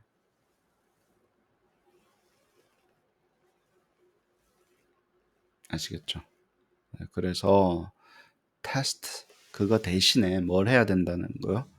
이런 어떤 content consideration이라든가 텍사оном이라든가 뭐 link between construct meaning, 그렇죠? 이런 것들이 시험을 밸리데이션 할 때는 잘 안 들어온다라는 거예요. 자꾸 데이터만 가지고 시험을 밸리데이션 하니까, 데이터 분석만 가지고 하니까 이게 이게 도대체 이 구상이 뭔지, 구상은 어떻게 만들어져야 되는 건지, 이런 것들이 밸리데이션 프로세스에 잘 안 들어온다는 거예요. Has not been incorporated. Is unclear to how taxonomy variables. taxonomic variable은 이제 그 구상을 구성하는 요소들이라는 거예요. 그 구상을 구성하는 요소들이 난이도에 어떻게 영향을 미치는지에서는 이게 unclear하다는 거예요. 어떻게 영향을 미치는지가 잘 안 보인다는 거예요. 왜냐면 만들 때 그냥 머릿속에서 그냥 우리가 그냥 만들었잖아요. 이렇게 구조를 잡아가지고 체계적으로 생성을 한 게 아니라 그냥 여기에 있는 것 좀 주세요. 요 분야에 있는 것 좀 주세요. 그래가지고 만들었잖아요. 그러다 보니까 이게 안 들어온다라는 얘기예요. 만들 때 무슨 요소가 없잖아. 그러니까 설명할 거리가 없는 거야. 그냥 만들어진 것에 대한 난이도를 분석한 거죠. 그렇게 바라보시면. 그래서 잘 보세요. 그럼 어쩌라고? 그래서 어쩌자고? 그래서 이제 새로운 construct validation의 컨셉을 내가 지평을 열겠다. 이제 그러고 시작하는 거야. 그래서 construct validation이 달라져야 된다는 거야. 네. 그리고 왜 이게 이제 시작됐냐면 두 가지 이유에서 시작된다는 거야. 첫 번째, 야, 심리학이 굉장히 많이 바뀌었어. 심리학의 패러다임이 바뀌었어. 요즘에는 뭐 어떻게 바뀌었어요? 심리학의 패러다임이 인포메이션 프로세싱 패러다임. 정보 이론 있죠. 야, 이렇게 보면 어렵더라, 어려워하더라. 머릿속에서 옛날엔 심리학이 그냥 뭐 슬퍼요, 기뻐요, 뭐 이런 거, 행복이란 뭐 이런 거 하다가 심리학 쪽이 굉장히 과학적으로 바뀌었어요. 인지과학이 들어오면서 뇌에서 무슨 일이 일어나는지가 관측이 되기 시작하잖아요. 머릿속에서 무슨 일이 일어나서 진행이 되는지. 그렇죠. 그러다 보니까 사실은 그냥 데이터 그냥 만들어져 있는 코릴레이션 같은 거 말고도 우리가 야, 이 구상이라는 게 뭔지가 굉장히 의미가 예, 의미가 굉장히 less dependent 하게 된다는 empirical support가 아니더라도 이론적으로 이론적으로 이게 도대체 이게 뭐지? 우리가 측정하려고 하는 게 뭐지? 어떤 ability지? 이게 뭐에 영향을 받지? 예를 들어서 mental rotate, mental ability라는 게 어떤 식으로 구동을 하는 거지? mental ability 중에 뭡니까? 예를 들어서 뭐 더하기, 머릿속에 더하기를 머릿속에서 할 수 있잖아요. 그게 도대체 어떤 식으로 작동을 하는 거지가 데이터가 아니더라도 머릿속에 옛날에는 이게 굉장히 어땠어요? 비과학적이었어요. 야, 머릿속에 뭐가 어떻게 되는지 우리가 어떻게 아냐? 안 보이는데 관측이 안 되잖아. 그랬는데 인포메이션 프로세싱 패러다임으로 봐보니까 머릿속에 내가 이렇게 이야기하면 머릿속에 이런 과정을 통해서 얘가 풀 수 있겠다, 못 풀겠다, 더 어려워지겠다. 근데 점차 발전을 한 거예요. 그게 얼마 안 됐어요. 인지과학이 나와서 폭발적으로 발전한 게 한 50년도였고, 그 1950년도에 뭐가 또 폭발적으로 발전했습니까? 정보통신이 발전했잖아요. 그 단순하게 이게 인지과학만 발전한 게 아니라 정보통신도 같이 발전한 거예요. 그러면서 그거를 좀 해보자. 전산적으로 구현해보자. 그 인지과학의 발전을 전산적으로 구현해보자 했던 게 1차 AI 만들고만 했던 그때였어요. 근데 해보니까 잘 안 되거든. 유용하지도 않고. 뭘 만들어 봤는데 뭐 사람처럼 생각하고 뭐 하는 게 뭐 잘 안 됐었거든요. 그래서 뒤로 좀 물러났죠. 도대체 사람처럼 생각하고 사람처럼 하는 그런 구조를 만든다라는 게 너무 힘들었었고, 요즘 이제 다시 이제 나온 거죠. 그리고 이때는 뭡니까? 도대체 구상이라는 게 뭐예요? 이론을 근간으로, 이론이 더 중심이 되는 거예요. 옛날에는 뭐였었어요? 팩터가 뭐냐? 아니, 코릴레이션 뚱뚱한 게 팩터지 뭐. 지네들이 이렇게. 근데 이문항 코릴레이션 뚱뚱한 게 팩터야. 일단 뚱뚱해야지. 패스 로딩이 뚱뚱해야지. 그러고 나서 뭐였어요? 그거에 대한 팩터에 대한 이름을 붙여줬다고. 팩터는 정확하게 우리 그렇게 하잖아. exploratory factor analysis 할 때는. confirmatory는 어때요? 상관없어요. 네, 이거야. 팩터 정해지는 거고. 그럼 약하다 해서 갖다 버리지도 않죠. 첫 번째는 그래요. 이게 이제 바뀐 거고. 두 번째는 뭡니까? 이게 그 리미트 롤 하는 거에 대해서 confounding meaning. 야, significance하고 의미하고 meaning with significance 하는 게 한계가 있다는 걸 사람들이 자꾸 이해를 한 거예요. 그래서 뭐라고요?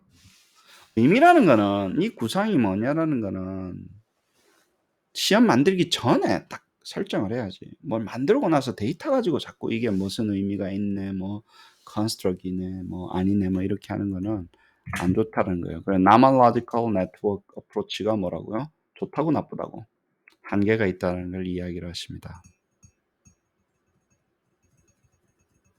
테스트 컨텐츠는 이런 의미라든가 criteria는 거는 뭐라고요? Must be established for. 데이터를 가지고 만드는 게 아니라 테스트 하기 전에 해야 된다. 그리고 테스트 디자인은 뭐라고요?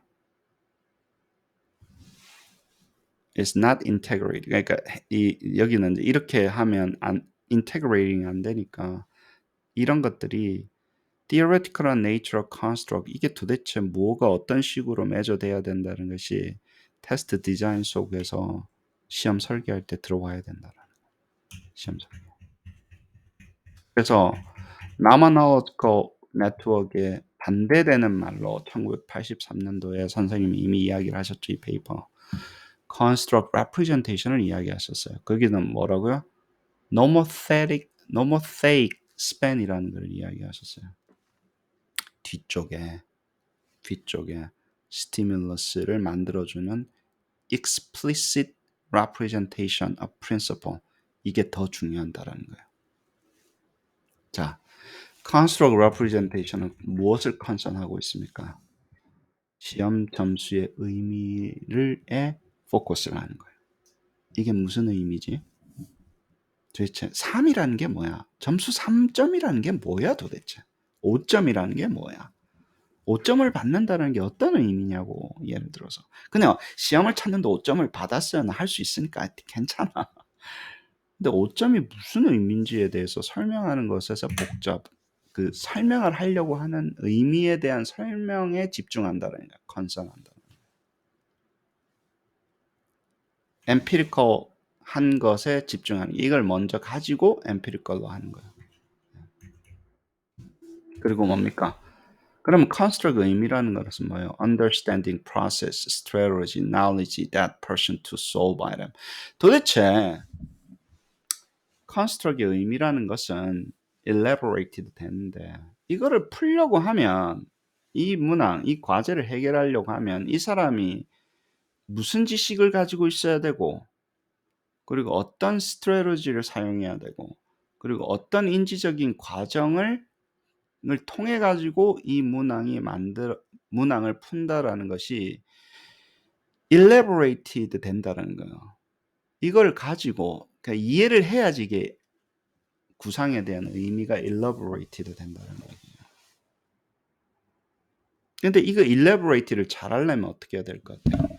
어떤 프로세스를 조절해서 어떤 스트래티지를 써서 이 knowledge가 있는 친구들한테 그 문항이 만들어지는 것까지도 고려를 해야 되는 거예요. 그러니까 시험 디자인 속에 이게 들어가야 된다는 얘기예요. 없는 상태에서는 안 되지.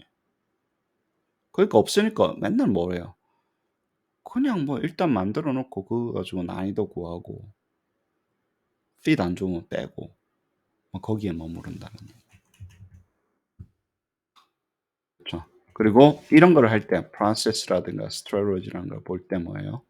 cognitive psychology에 대한 contemporary method를 utilize 하게 된다. construct representation을 볼 때. 그러니까 여기는 제가 representation 할 때 domain representation 두 가지 의미가 있다. 일반화가 있고 설명이라 그랬죠. 예, 구상에 대한 설명인데 여기는 설명 쪽에 가깝습니다. 근데 그러면 universe는 construct representation 아니에요? 그건 사람들이 야, 이 속에 universe, domain of task를 만드는 것도 들어있으니까 결국은 같은 표상이잖아요. 표상이 잘 됐다는 얘기는 일반화도 잘 됐다는 얘기라고. 충분히 일반화됐다는 얘기하고 하는 거니까 둘 다 들어가는 거예요. 설명력과 explainability와 generalizability를 둘 다 포함하는 겁니다. 이게 validity의 킹 왕짱이 되는 거고. 그 다음 비하 선생님은 뭘 말씀하셨어요? construct preservation. 그것도 진짜 중요한 거예요. 그것도 validity야. 비하 선생님 뭐예요? 보존 잘 되는 거.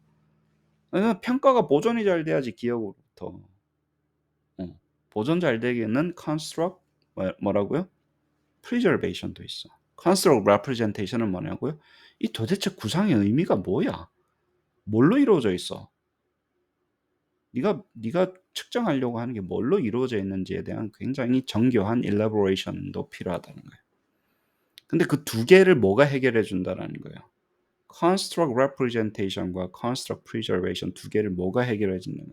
내가 뭔가를 바꿔가지고 기계로 generate 하려고 하다 보면 construct representation과 preservation이 그게 만약에 잘 되면 충분히 잘 되면 해결된다라는 얘기예요. 왜냐면 기계 생성할 정도로 이렇게 스페시픽한 모든 게 다 고려돼야 되니까. 그럼 뭐가 들어갔는지 뭘 바꿨는지 이런 것들이 다 보이잖아요. 근데 기계 생성한다고 해서 construct representation automatically 되는 거예요? 아니에요. 기계 생성을 잘하기 위한 시스템을 잘 구성을 하면 construct representation 올라가는 거예요. 아무렇게나 그냥 뭐 바꿨다고 해서 테스트 시큐리티가 다 보장되는 거 아니잖아요. 같은 얘기입니다. knowledge representation 이야기하는 거예요. evidence and evidence. 둘 다 보는 거예요. homothetic span은 뭐예요? 요것도 보고 response 데이터만 보는 게 아니라 내가 이 스티뮬러스를 어떻게 바꿨지? 하는 요거 있죠. 그러니까 이걸 어떻게 조직적으로 바꿔가지고 만들어냈잖아요. 왼쪽도 보고 네, 오른쪽도 보고 다 보는 거예요. 요것도 본다고. 스티뮬러스를 어떤 식으로 내가 매니플레이트 해서 요렇게 어렵게 요렇게 쉽게 요거는 들어가고 요거는 빼고 요런 과정을 전체를 보고 리스폰스 데이터도 같이 봐야지 이게 이 이론에 의해서 이렇게 만들어 보니까 이게 어렵구나. 그래서 내가 이 construct representation이라는 게 지식의 표상이라는 게 얼마나 표상이 잘 됐는지에 대한 검증이 가능하다라는 거예요. 그냥 이것만 보는 데는 한계가 있다. 데이터 드리븐, 엠피리컬 드리븐에서는 한계가 있다라는 거예요. 왼쪽을 봐야 된다는 왼쪽을. 이쪽을 봐야 된다는 게 선생님의 여러 가지 이슈예요. 그렇게 되면 뭡니까? 어드밴티지를 쭉 하신 거예요. 여러 가지 이렇게 만들었을 때 첫 번째 뭡니까? 분리가 된다. 의미는 의미고 significance는 significance고 분리가 된다. 두 번째는 뭡니까? cognitive construct을 어떤 식으로 뭐예요? specific cognitive construct을 들어가 있는 문항을 만들 수 있다. 예를 들어서 바꾸셨잖아요. 예를 들어가지고 뭐 나는 읽기만 할 거야. 나는 읽기에다가 곱하기도 할 수 있어야 돼. 이런 construct을 reflect을 specify를 할 수 있죠. 그렇죠. influence target process 할 수 있고 knowledge structure를 뭐라고요? 문항을 이제 can be selected 할 수 있다는 거. 어떤 거를 stimulus feature를 바꿔가지고 문항을 이 지식의 구조에서 더하기 들어간 거를 줘. 그렇게 이렇게 해볼 수 있다는 거야. 그리고 이거 풀 때는 이런 스트래티지가 되게끔, 왜냐면 내가 문항을 만들 때부터 그렇게 만들잖아요. 요 전략 들어가게끔, 그리고 이 온톨로지에서 요런 거 쓰게끔, 이렇게 풀어야 되게끔 그런 식으로 만들 수 있기 때문에, 그러면 내가 그걸 가지고 난이도를 설명하고 예측하는 걸로 만들 수 있다라는 거예요. 그리고 individual difference만 보는 게 아니라 뭐예요? 뭘 본다고요? external variable. 도대체 외재적인 변수들이 어떤 식으로 영향을 미치는지에 대해서 individual differences in targeted cognitive process에 대해서 영향을 보는. 얘는 잘 푸네. 얘는 잘 못 푸네. 그러면 바깥에서 바꿔가지고 얘 이런 식으로 얘가 잘 푸는 문항, 얘가 못 푸는 문항 이런 거를 갖다가 만들어낼 수 있다는 같은 이야기를 하는 겁니다. 그래서 procedural framework은 아까 말씀드렸던 거랑 비슷한데 처음에는 이렇게 합니다. measurement를 뭐 어떻게 짓고, construct representation은 뭘 담당하는 거예요? 의미를 담당하는 거고, nomothetic span은 뭘 담당하는 겁니까? 그게 얼마나 significant 한지 안 한지를 보는 거. 두 개를 이제 둘 중에 하나를 선택을 하는 겁니다. 그 다음에 뭐예요? 피어처를 잡아요. 피어처를 잡아요. 어떤 포맷으로 할 거냐, 어떤 조건으로 할 거냐. 그 다음에 task specific feature를 잡습니다. 이거 바꿀래, 저거 바꿀래. 예를 들어서 나는 뭐 이렇게 물어볼래, 저렇게 물어볼래, 디스트랙터를 이렇게 쓸래, 저렇게 쓸래. 테사마에서 뭐 인디비주얼한 인포메이션 가지고 멀티플 초이스 만들래, 컴플렉스하게 만들래, 이런 피어처를 만들어요. 왜냐면 그게 하면 어려울 거라는 이론 가지고 셋업을 하는 거예요. 그래서 실제로 바꿔요. 그러면 대부분의 피어처는 뭐가 먹습니까? 온톨로지 모형의 컴비네이션하고 뭐가 먹습니까? 문학 모형이 문학 모형 안에서 난이도가 차이가 나는 걸 이렇게 대부분 설명하는 거죠. 그렇게 해놓고 이제 코그니티브 모형을 만들기 시작합니다. 코그니티브 모형은 이제 이론을 봐요. 워킹 메모리 뭐 이런 거 있죠. 스피드, 뭐 complexity 이런 이론을 봐가지고 그 중에 좋은 거를 가져와서 사이코메트릭 도메인으로 가져와서 이제 하나 뭐 고르거나 혹은 새로운 걸 만들어서 이쪽에 맞는 걸 해서 리바이즈 하는 거예요. 여기서 말하는 모형은 뭡니까? 인지 이론에 따라서 내가 이런 거 바뀌었을 때 난이도가 이렇게 바뀔 거야 하는 거를 independent variable, dependent variable 잡는 거예요. dependent variable은 뭐라고요? 대부분은 여기서 문항을 푸는 속도, 문항을 풀었을 때 정답률, 그게 dependent variable이어야 돼요. 아시겠죠? 맞았냐 틀렸냐가 dependent variable. 그것을 설명하기 위한 task specific feature가 그래 놓고 여기 이제 cognitive 모델을 evaluate 해봐요. 맞는지 안 맞는지 뭐 이런 식으로 만듭니다.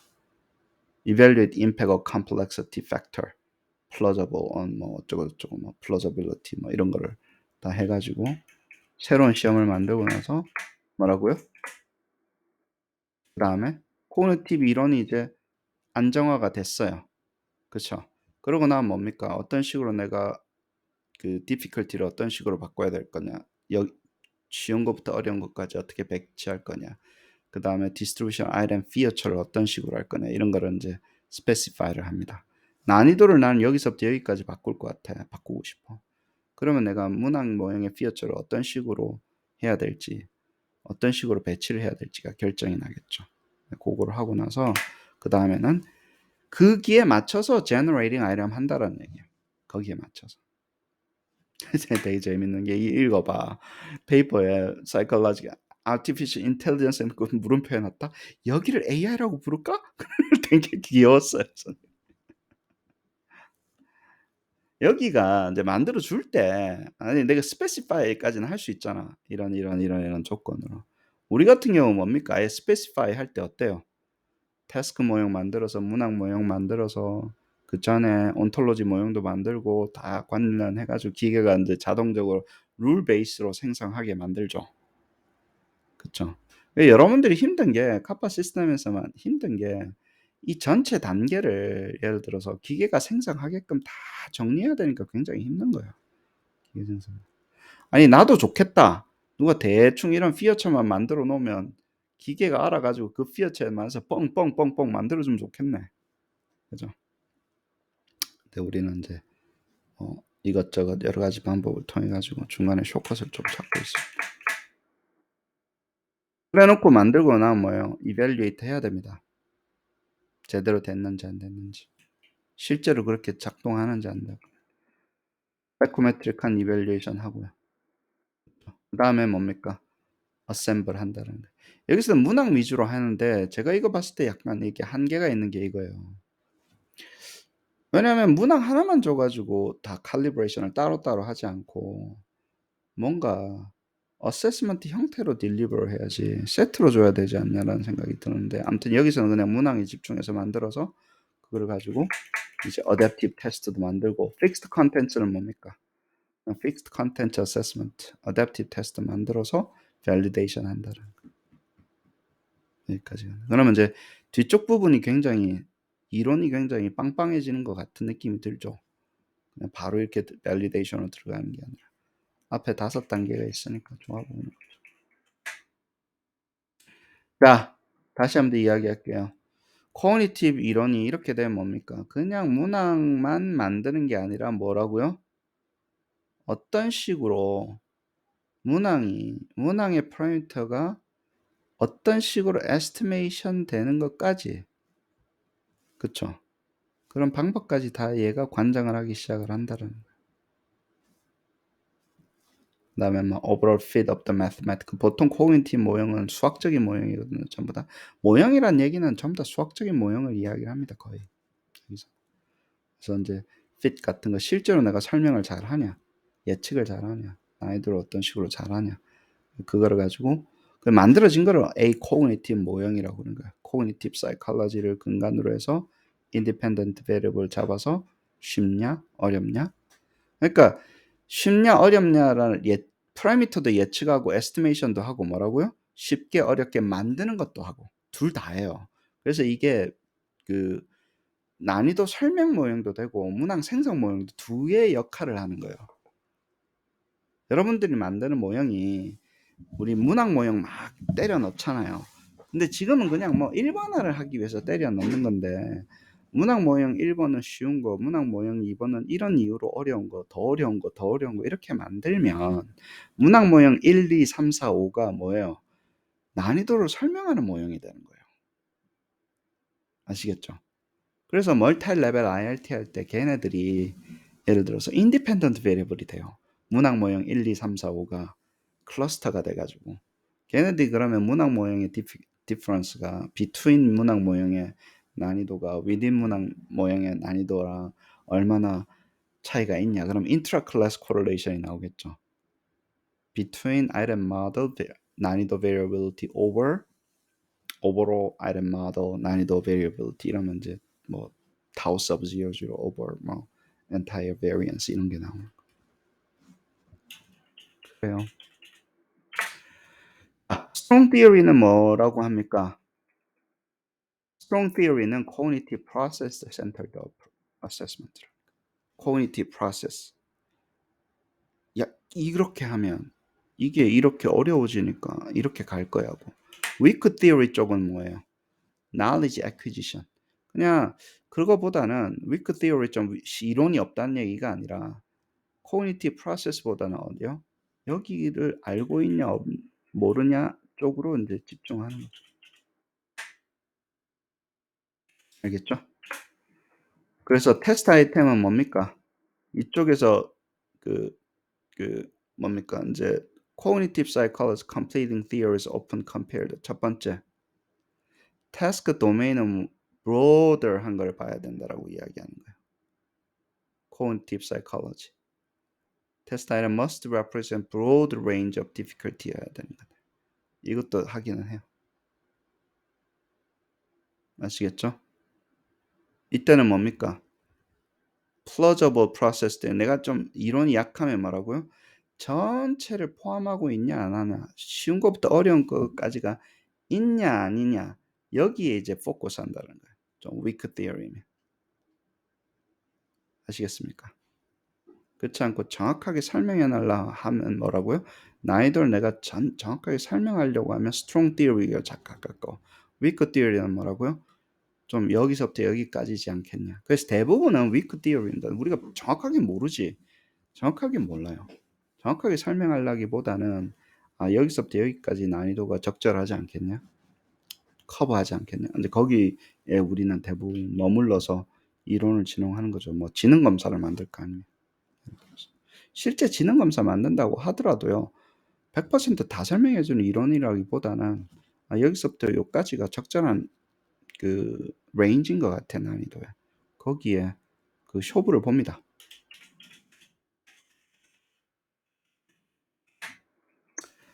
그렇습니다. 나머지는 뭐 stimulus property 있고 뭐 third level 있고 뭐 construct validity 있고 construct representation. 그쵸? 자, 좀 정리하면 여기 제일 중요한 말이 나왔네요. 그래서 세 번째는 뭡니까? 이걸 하니까 construct validity가 elaborated 된다는 얘기예요. 훨씬 더. 왜냐하면 우리가 이것을 풀기 전에, 풀기 위해서 도대체 무슨 머릿속에 무슨 짓이 있어가지고 이 문항을 푸는 건지에 대해서 이해가 증강이 되잖아요. 이해가 증강이 되잖아요. 그러니까 얘가 이런 과정을 통해 가지고 이걸 좀 더 어려워하는구나, 쉬워하는구나가 이해가 증강이 되기 때문에 그것은 establishing 뭐라고요? construct representation을 establishing 하는 거다. 도대체 이 구상이 뭔지에 대해서, 구상 이론을 가지고 설명할 수 있다라는 거예요. 데이터를 가지고 막 뚱뚱하니까 막 이론 뭐 좋더라 이런 게 아니라. 그리고 또 뭐예요? 아까 이야기했죠. 내가 난이도를 설명하는 모형이 있었잖아요. 그쵸? 그러면 integrating cognitive model, 난이도 설명할 때 뭐였어요? 난이도가 왜 어려운지에 대한 independent variable이 있었다 그랬잖아요. 예를 들어서 우리 같은 경우는 어떻게 보면 됩니까? 문학 모형 1이 문학 모형 2보다 더 어려워. 이런 인지의 이론에 의해서 그걸 설명을 했죠. 그러고 나서 문항을 만들었죠. 그러고 나면 이제 measurement 모형하고 IRT인데 어때요? IRT는 그냥 보면 그냥 베타를 estimation 하는 거잖아요. 알파, 베타, 감마를. 그게 아니라 그 위에 한 층을 더 올리는 거예요. 베타가 뭐에 대해서 영향을 받는다. 난이도가 뭐에 대해서 영향을 받는다. guessing이 뭐에 대해서 영향을 받는다. 여러분들 어제 수업 시간에 이야기했던 거 난이도 모형, 디스트랙터 모형이라고 봅시다. 그럼 내가 디스트랙터를 쉽게 만들고 어렵게 만들고 하이브리드 만들고 코그니티브하게 만들고 여러 가지로 만들 수 있잖아요. 그러면 그 디스트랙터가 문항 모형 guessing parameter에 영향을 미친다라는 이론을 갖고 있는 거잖아요.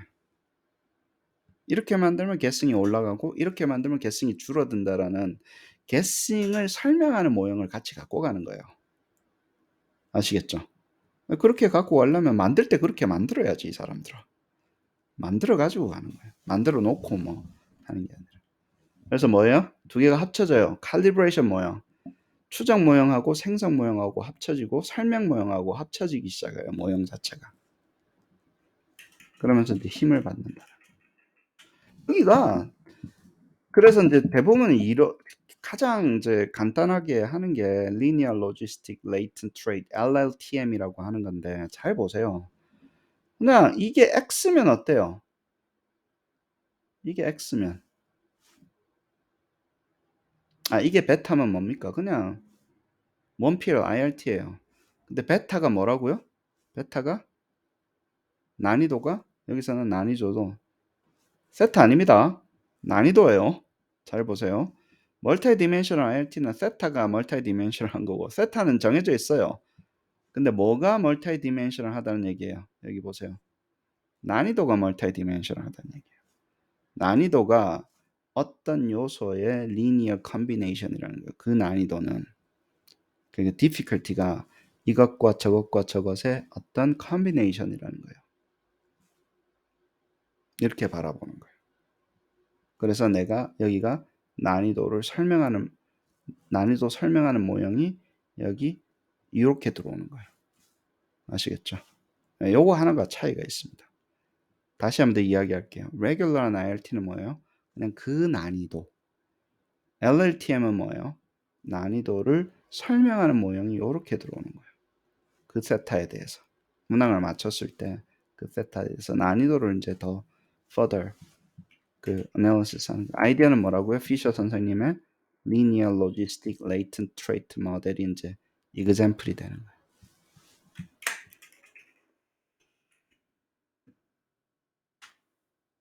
하신다고 보시면 됩니다. 근데 약간 멀티 레벨 IRT랑 멀티 디멘셔널 IRT랑 약간 합쳐진 거예요. 멀티 디멘셔널 코그니티브 IRT라고 선생님은 이걸 부르셨어요. 요거를 멀티 디멘셔널 코그니티브 IRT 모형이라 해서 요만큼 퍼블리시 된 게 1984년부터 이야기를 주구장창 하신 거예요. 피셔 선생님이 요걸 가져와서. 뭐가 달라졌어요? 첫 번째 뭐라고요?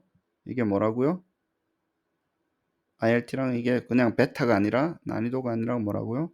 Linear combination of 다른 거라고. weight을 줘가지고 에타는 weight이고 얘는 이제 요소죠. 그 요소 저 요소 여러 가지 요소의 어떤 weight의 합으로 난이도를 바라보는 거예요. 멀티 디멘셔널 IRT하고 약간 달라요. 네. 그렇습니다. 아무튼 뭐 그래놓고 데이터가 들어오죠. 그래 안 그래요? 여기까지 construct represent 잡았다 그랬죠. 데이터가 들어오죠. 그러면 데이터를 가지고 이제 검증을 해볼 수 있다는 얘기야. 이게 제대로 그러면 구동을 하는지 안 하는지. 데이터만 가지고 하는 것과는 결이 다르다는 두 개가 다 같이 본다. 그리고 뭐 nomoteic span이라고 이야기를 하셨네. 그렇습니다. 그 다음에 ART니까 Ravens Progress Matrix 가지고 이제 해보신 거예요. 내가 Ravens Progress Matrix 할 때 여기서 제일 중요한 이론은 뭡니까? Working Memory Capacity라는 거예요. 그 다음에 Abstraction Capacity. Working Memory는 뭡니까? 머릿속에 많이 올려줄 수 있는 역량을 바꾸고 Abstraction은 뭡니까? 추상화 역량을 두 개를 섞어가지고 다양한 문항을 봐서 이게 실제로 이 내가 뭘 바꾸면 문항의 어떤 문항이나 태스크의 요소를 바꾸면 워킹 메모리 커패시티에 영향을 주고 그래서 어려워진다, 쉬워진다, 간단하다, 어렵다. 그 다음에 abstraction capacity는 또 다른 거예요. 추상화 능력 있죠. 얼마나 내가 일반화시킬 수 있는 능력이 있는가가 이론적으로 만들어졌으니까 다시 한번 더 이야기할게요. 내가 무슨 피어처를 바꾸면 abstraction capacity에 영향을 미쳐서 그래서 이거는 쉬워진다, 어려워진다. 쉬워진다, 어려워진다 오른쪽에 나오니까 근데 데이터를 가지고 추정할 수 있으니까 그렇게 해서 만들기 시작하는 겁니다. 그래서 해보니까 그 어떤 관계를 가지고 만든다 그랬거든요.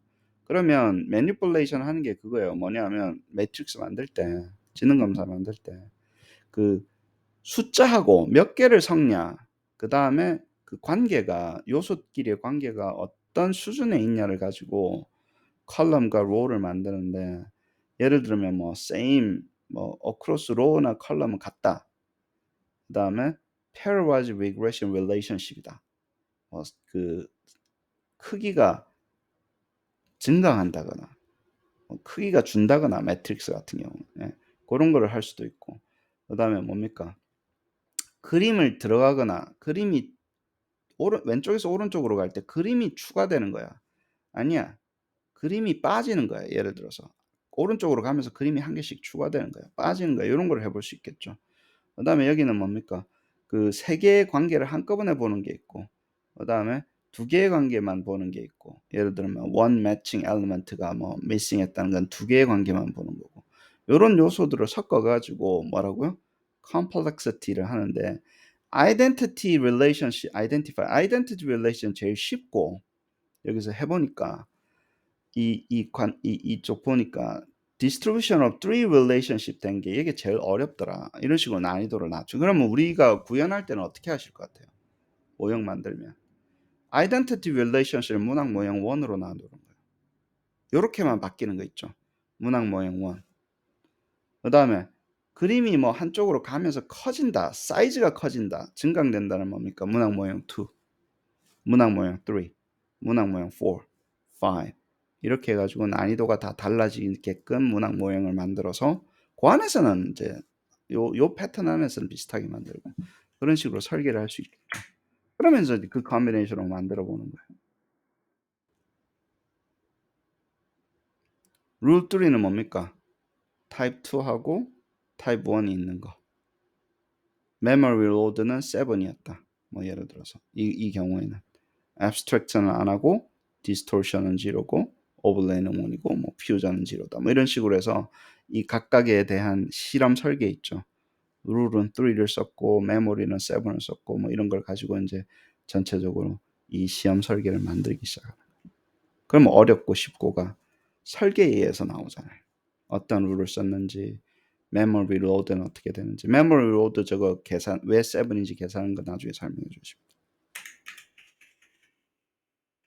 근데 이런 것들이 다 어디서 온다고요? 워킹 메모리라든가 뭐 abstraction capacity라든가 이런 것들이 어디서 온다고요? 카펜터 티어리 같은 데서 온다는 거예요. 이걸 가지고 내가 워킹 메모리에 대해서 했고 그 다음에 또 뭡니까? 굉장히 하이 레벨 릴레이션십을 뭐래요? more processing time 아시겠죠? 시간이 오래 걸리고 extra working memory가 있을 것이다. capacity remember the result early of processing 해야 되는 게 필요하다는 거예요. 그렇죠? 그래가지고 만들어 보니까 뭐 이렇게 나왔다. 뭐 트리 나오고 이 example은 이거다. 이렇게 되는. 컴플렉스를 증가시켜서 워킹 메모리 캐퍼시티를 요구를 많이 하고 그다음 하게 되면 뭐라고요? 어려워지고 뭐라고 시간이 많이 걸린다.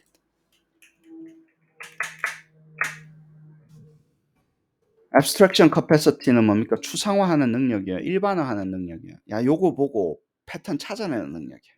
아시겠죠? 그걸 이제 추상화 능력이라니까 추상화 능력. 메모리 로드는 뭡니까? 야, 이거 하기 위해서 뭘 많이 끌어올려야 돼. 앞에 했던 거 다 기억하고 있어야 돼. 그래야지 이게 해결이 되는 거야. 1 더하기 2가 아니라 1 더하기 2 더하기 3 더하기 4 더하기 5면 그 전부 다 갖고 있어야 되잖아, 머릿속에. 예를 들어서. 예. 쪼개보면 그냥 간단한 더하기지만 이제 그 관점으로 보는 거예요. 그렇게 해서 abstraction이 많이 필요한 거, abstraction이 간단한 거, abstraction을 해야 되는 걸로 또 다른 관계를 잡을 수 있다는 거. 그래서 number and level of relationship으로 뭐 classify 할 수 있더라. 그래가지고 하신 거고. 그래서 마음 보니까 뭐 ABC 아이템은 뭐 이런 식으로 뭐 illustration 된다. 뭐 그런 거.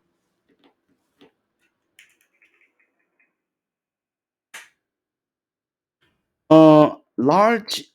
자, 여기서 이야기하시는 게 이렇게 feature를 잡고 나면 예를 들어서 drawing feature도 있고 하게 되면 뭡니까?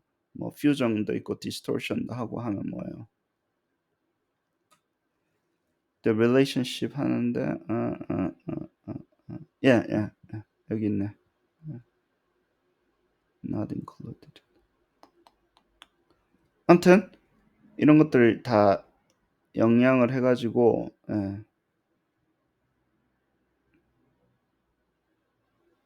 만들고 마지막에 그 문항의 스트럭처가 잡히니까 이제 그 스트럭처 안에서는 템플릿 안에서는 아주 많은 문항들이 generate 될 수 있다는 거예요. 이 different combination을 다 찾아가지고 기계한테 이렇게 하는 모든 possible한 combination을 기계한테 시켜 먹을 수 있잖아요. 여기 다양한 모든 경우의 수를 다 뽑아줘. 그때는 기계가 가능하죠. 그럼 굉장히 많이 생성될 수도 있다. 만약에 하게 되면 수작업으로 하면 몇 개 안 나오는 거고. 그렇습니다. 그 다음에는 뭐 나머지 뭐 structure equivalence라는 게 나오겠죠. 사이코메 처음에는 문항의 구조라는 게 되기 때문에 그죠? 하게 되면 뭐예요? 이 구조에 따라서 구조적으로 같잖아. 그럼 구조적으로 같으면 어때요? difficulty가 좀 비슷하겠지. 아시겠죠? 구조적으로 같을 때는 difficulty가 비슷하고 구조적으로 틀릴 때는 difficulty가 달라질 것이다. 이렇게 보는 게 이렇게 이제 그 분석을 할 수 있다라는 거예요. 그 다음에 construct representation이 검사될 수 있다. 야, 진짜로 어려워졌어? 그렇게 만드니까 쉬워졌어? 실제로 그런 거야. 그걸 갖다 examining 할 수 있다.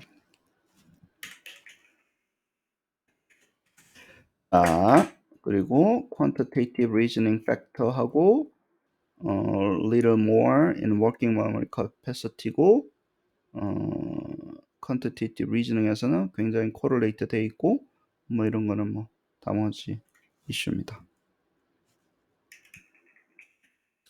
여러 돼 있으니까 다시 한번 이야기하면 feature를 가지고 cognitive skill이나 working memory 어떻게 영향을 미쳤는지 가서 task performance 맞았나 틀렸냐, 시간이 얼마나 걸렸냐 이거를 분석해서 전체적으로 같이 보는 이 이슈예요.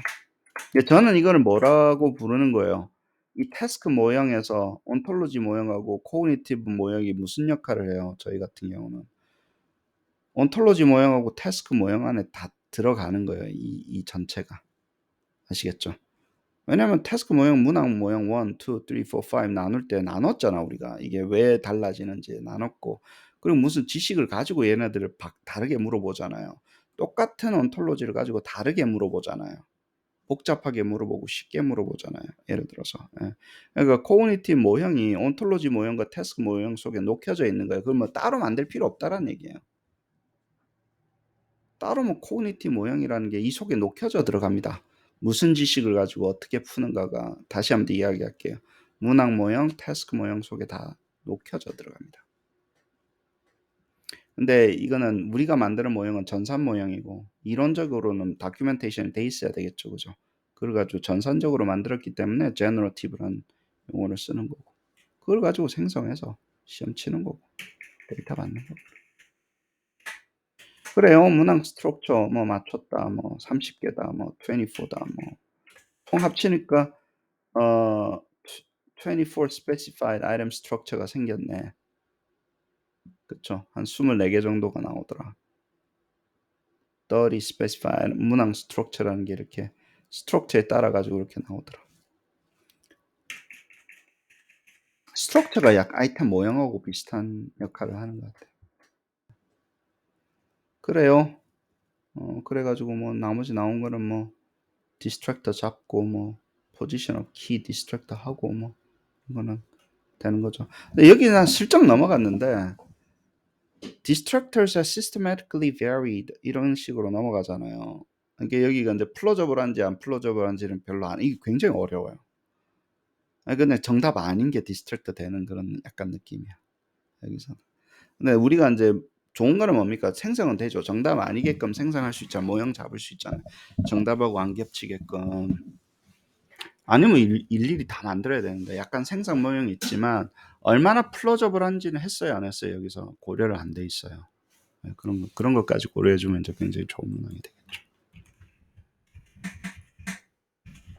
부당했고 뭐 10개 했고 뭐 리미테이션 그래픽 리미테이션은 그래픽 펑션이다. 뭐 터보 파스칼로 자기가 만들어 봤는데 파스칼 할 때는 그래픽은 안 됐다. 근데 그건 몇십 년 전이니까. 요즘 카파 같은 경우는 그래픽도 되고. 사실은 제가 그래픽 바꾸고 뭐 디지털 엘리먼트 바꾸는 거를 가치를 많이 안 두지만 그게 이론적으로 가치가 없는 거지. 프랙티컬한 그것만 남을 수도 있어요. 어떻게 보면. 이론적인 거 이런 거 이론 좋다고 뭐 사람들이 가나. 결국에는 돈은 어디서 나온다고요? 그림 바꿔주는 데서 나와요. 돈은. 근데 돈 이야기 하는 게 아니잖아. 페이퍼 쓸 때는. 그래서 항상 카파 시스템에서 만약에 돈 이야기를 하셔서 프랙티컬 하려고 하면요. 그냥 그래피컬 엘리먼트 물고 들어오세요. 그래피컬 엘리먼트가 있을 때는 굉장히 유용하다. 좀 싸게 만들 수 있다. 일일이 만드는 것보다 싸. 그거는 뭐 팩트니까. 그렇게 이야기를 해야지. 예를 들어 가지고 그림 다 빼고 아무것도 없는데 그냥 AIG 하면 무조건 싸진다. 뭐 이런 이야기하면 굉장히 위험합니다. 그래요. 나머지는 이제 participant가 뭐 reference test가 SBAB에서 했던 거 했다고. SBAB 또 이용한 거 하고 reference test는 이런 게 있었고 스피드가 중요했다. 뭐 그래서 데이터를 분석해 보니까 difficulty spectrum이 이렇게 나오더라. 그럼 p-value의 이제 스펙트럼이 여기 쉬운 거부터 어려운 거까지 쫙 나왔다. 이게 좀 이쁘게 나온 데서 하세요. discrimination도 뭡니까? 바이시리얼 correlation을 하는 거 0.05부터 0.95까지 이런 식으로 이쁘게. 뭐냐면 아주 큰 시험이잖아요. 그러다 보니까 이런 식으로 나이스하게 나온 거고 대부분 또 스키도 돼 있고 너무 쉽거나 어렵거나 뭐 이런 건데 디스프레션 잘 나오는 거 했었고. 그다음에 사이코메트릭 프로퍼티 해서 뭡니까? 그거 IRT로도 봤다. 라시 모형도 보고 뭐 카이스콜 볼도 하고 무슨 뭐 2PL 로지스틱 봐가지고 뭐 어떤 식으로 했다. 3PL은 아니고 2PL까지만 했다. 뭐 이렇게 되는 거죠. 그것은 개성이 별로 중요한 게 아니니까. 네, difficulty 받고 이제 여기 보는 거는 이제 between, within forms 이제 뭐 proportion, between forms 뭐 얼마나 vary. 그러니까 within forms는 뭡니까? variation이 sum of square degree freedom에서 proportion 이게 뭐야? between forms는 very significant 하고 item structure 별로에서 internal consistency는 0.75 나온 거고 statistical significance 어디 갔어 이거 여기에서 계산해 보면 degree freedom ms between 이거 p 밸류는 안 했네. 얘 p 밸류는 안 하고 그냥 그 interaction하고 reliability 같은 경우는 0.7 뭐 이렇게 구성을 한 거고. proportional variance between adjusted versus small이었고 그러니까 between form은 굉장히 적고 proportion of the variance between within forms는 굉장히 컸고 그렇네요. 그러니까 뭡니까? between forms는 뭐 5%도 안 된다는 거예요. 대부분은 within forms에서 다 먹는다는 얘기예요. exam이 안에 들어갔을 때는 item difference was larger to item structure에 대해서. 그 다음에 뭐에 대해서 된다고요? within exam은 item structure에 대해서 대부분 그 variability가 설명된다. 뭐 이렇게 되는 거고. 보자. 이게 지금 잠시만요.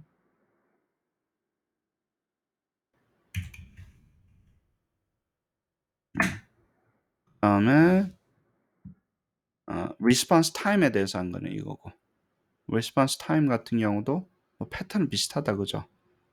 between examine에서 between forms는 거의 뭐 0.3% 설명을 하고 그 폼 안에서 되는 게 전부 다 뭐예요? 97% 이렇게 설명을 하니까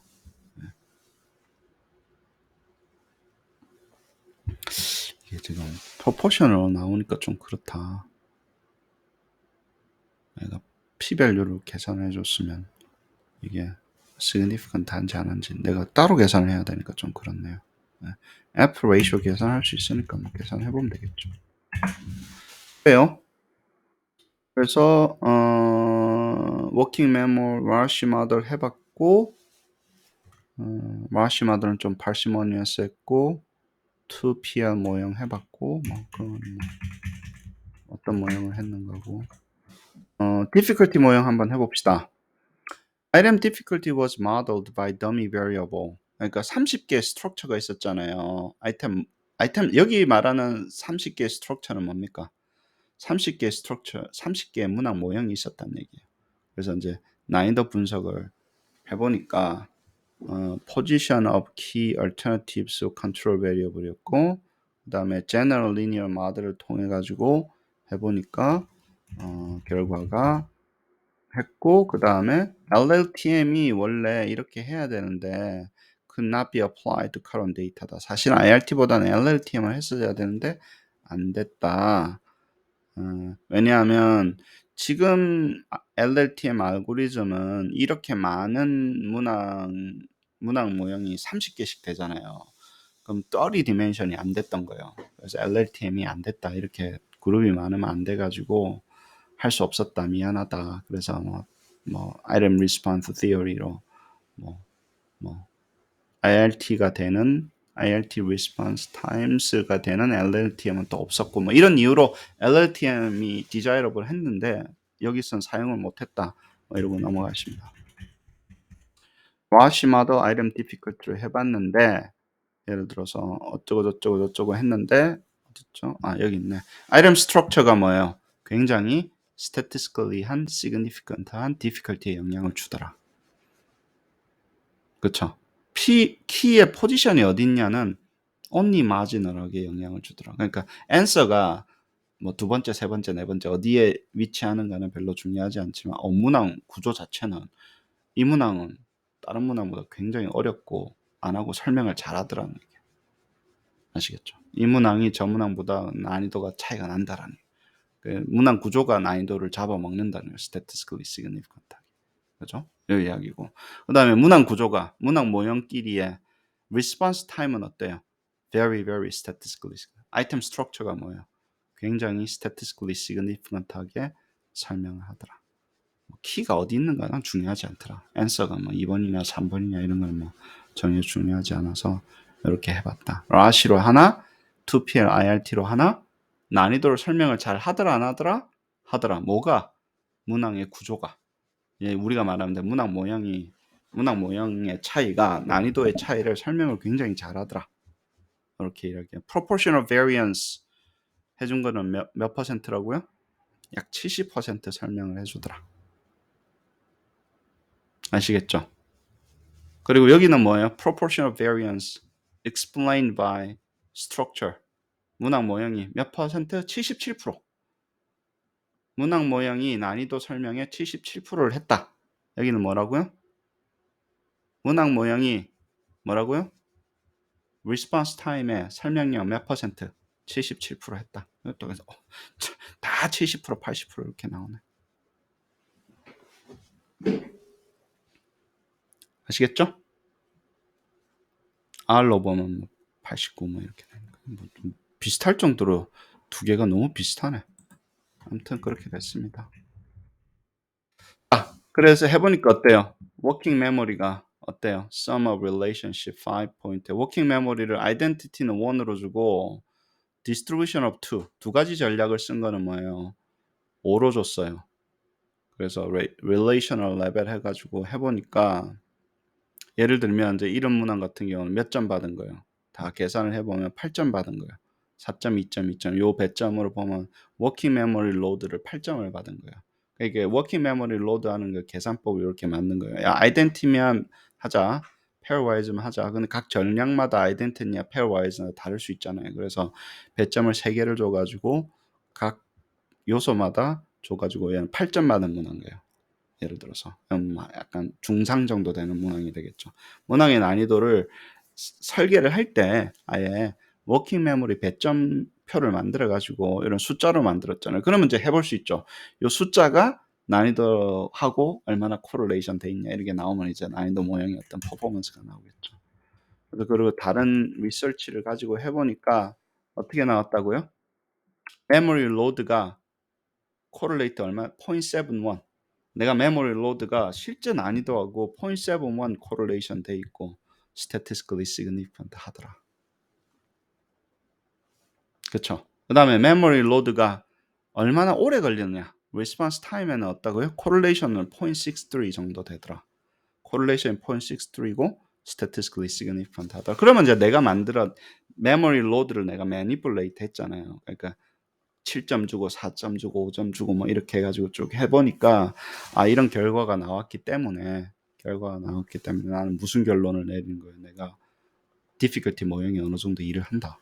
예측 모형이 어느 정도 일을 한다. 근데 이게 굉장히 예측이 될 것 같아요? 안 해요. 이 correlation이 0.7이잖아. 그쵸? 그럼 R-square는 얼마 나옵니까? 한 50%밖에 안 나와. 50%도 안 나오는 거죠. correlation이 0.63니까. 요 숫자로 예측을 하려고 하면. 그러니까 이게 그냥 워킹 메모리 숫자로는 예측력이 그렇게 아주 뛰어난 게 이게 이제 막 R 스코어가 80 이상 나오게끔 우리가 뭔가를 만들어내면 굉장히 좋은 디피컬티 모형이 되겠죠. 그죠? 근데 여기는 이제 워킹 메모리 컨비네이션을 만들었으니까 좀 수준이 떨어지긴 떨어집니다. LLTM은 이제 데이터 핸들링 해서 따로따로 한번 해봤는데 LLTM 하니까 요렇게 나오더라. 그래서 뭐 지금 cognitive 모형의 primary estimate 여기는 이제 difficulty 모형이라고 그냥 보시면 됩니다. 그 다음 response time 모형 이렇게 해보니까 working memory를 가진 에타 밸류는 이렇게 나오더라. 에라는 이 정도다. 뭐 이렇게 나오고 statistical significance가 있는지 모르겠다. biserial correlation을 가지고 dependent variable 해보니까 working memory를 하니까 어때요? correlation이 떨어지더라. working memory가 올라가면 올라갈수록 discrimination은 줄더라. 이해가 돼요. 익스트림 쪽으로 가는 거 아니야. 워킹 메모리가 어려우면 굉장히 어려워지는 거니까 중간 단계에서 이게 어느 정도 잘 나오겠죠. 그래요. 그 다음에 guessing은 뭡니까? Some impact of guessing on items with extremely high memory load. guessing에 영향을 미쳐요. 너무 어려버리면 어때요? 아주 복잡한 문항은 어때요? 애들이 어떻게 하겠어요? 그냥 또 때려버리는 거예요. 그래서 guessing이 올라가요. 그쪽은. 생각해 보세요. 너무 어려우면 안 풀고 그냥 아무나 찍어버리잖아. 그럼 guessing inflate 되겠죠. 적당한 건 어때요? 애들 시간도 충분히 쓰고 풀려고 하고 guessing도 줄겠죠. 그 난이도가 적당해야 돼. 너무 쉬우면 어때요? 너무 쉬우면 guessing이 확 떨어지죠. 확실하게 푸니까 그죠. 너무 쉬우면 또 그래서 뭐 워킹 메모리가 얼마나 크냐 적냐에 따라 가지고 할 만한가 안 할 만한가 결정을 내려 가지고 겐또 때리는 그 프로세스가 들어가니까 그걸 이제 면밀하게 요게 이제 퀀티파이를 할 수 있다는 거예요. 어떤 내 문항의 속성을 미리 퀀티파이 할 수 있는 건 굉장히 큰 겁니다. 워킹 메모를 수치화 시켰잖아요. 내가 이 문항이 어느 정도 난이도가 되겠다. 상중하가 아니라 요소를 가지고 숫자로 만든 거잖아요. 그래서 은지쌤도 설계를 하실 때 그렇게 하면 좋아요. 그냥 문항 모형 1, 2, 3, 4가 아니라 문항 모형 1은 요소 1, 2, 3을 썼기 때문에 한 3점쯤 줄 것 같고 4점 일단 퀀티파이를 해놓고 문항 모형 2는 한 7점 나올 것 같아. 이런 거를 잘 에스타블리시 해서 실제 난이도 코릴레이션 보면서 이렇게 조절시켜 나가는 방법을 쓰게 되면 훨씬 도움이 되죠. 그냥 이 문항 모형이 저 문항 모형보다 어렵습니다. 이게 아니라 문항 모형의 속성에 의해서 예측이 어느 정도 요 정도까지는 됩니다. 이렇게 보면 굉장히 좋은 문항, 좋은 이제 모형을 만들기 시작을 하는 건데 이제는 이제 그냥 문항 모형 만들었다고 해피하는 게 아니라 뭐예요? 문항 모형을 설계해서 만들어서 난이도 구해가지고 예측 모형까지 가야 되잖아. 근데 박사는 이제 그런 걸 할 줄 알아야 되거든요. 그런 거 할 때 요거를 잘 카피해가지고 선생님이 하셨던 스트래티지를 잘 따가지고 해야지 이제 좋은 모형이 나오는 거예요. 생성 모형도 잘 만들어지는 거예요. 그냥 바꾼다고 좋은 거 아니에요. 바꿀 때 예측을 해가면서 바꿔요. 그렇습니다. 뭐 그다음에 뭐 ability estimate 했고 뭐 result 받고 뭐 여러 가지 이런 SBOB에서 뭐 여러 가지 요소에 대해서 뭐 descriptive statistic 뽑았고 뭐 factor structure 보니까 뭐 이런 거 나왔더라 뭐 이런 거 global quant고 뭐 예를 들어서 그래요. quantitative reasoning만 됐다고 하네요. art가 specified 된 게. 그럴 수밖에 없겠죠. ART가 specified 하려면 quantitative reasoning만 돼 있지 딴 쪽은 좀 안 돼 있으니까. 그렇습니다.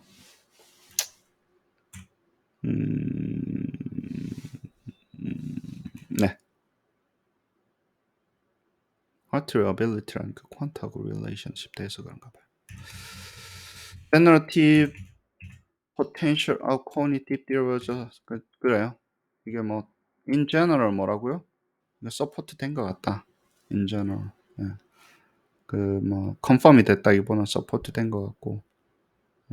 IRT criteria 이렇게 만들어 보니까 어때요? IRT criteria만으로도 어느 정도 문항도 괜찮았고, 그 다음에 예측 모형도 어느 정도 일을 했고, 예, 그랬습니다.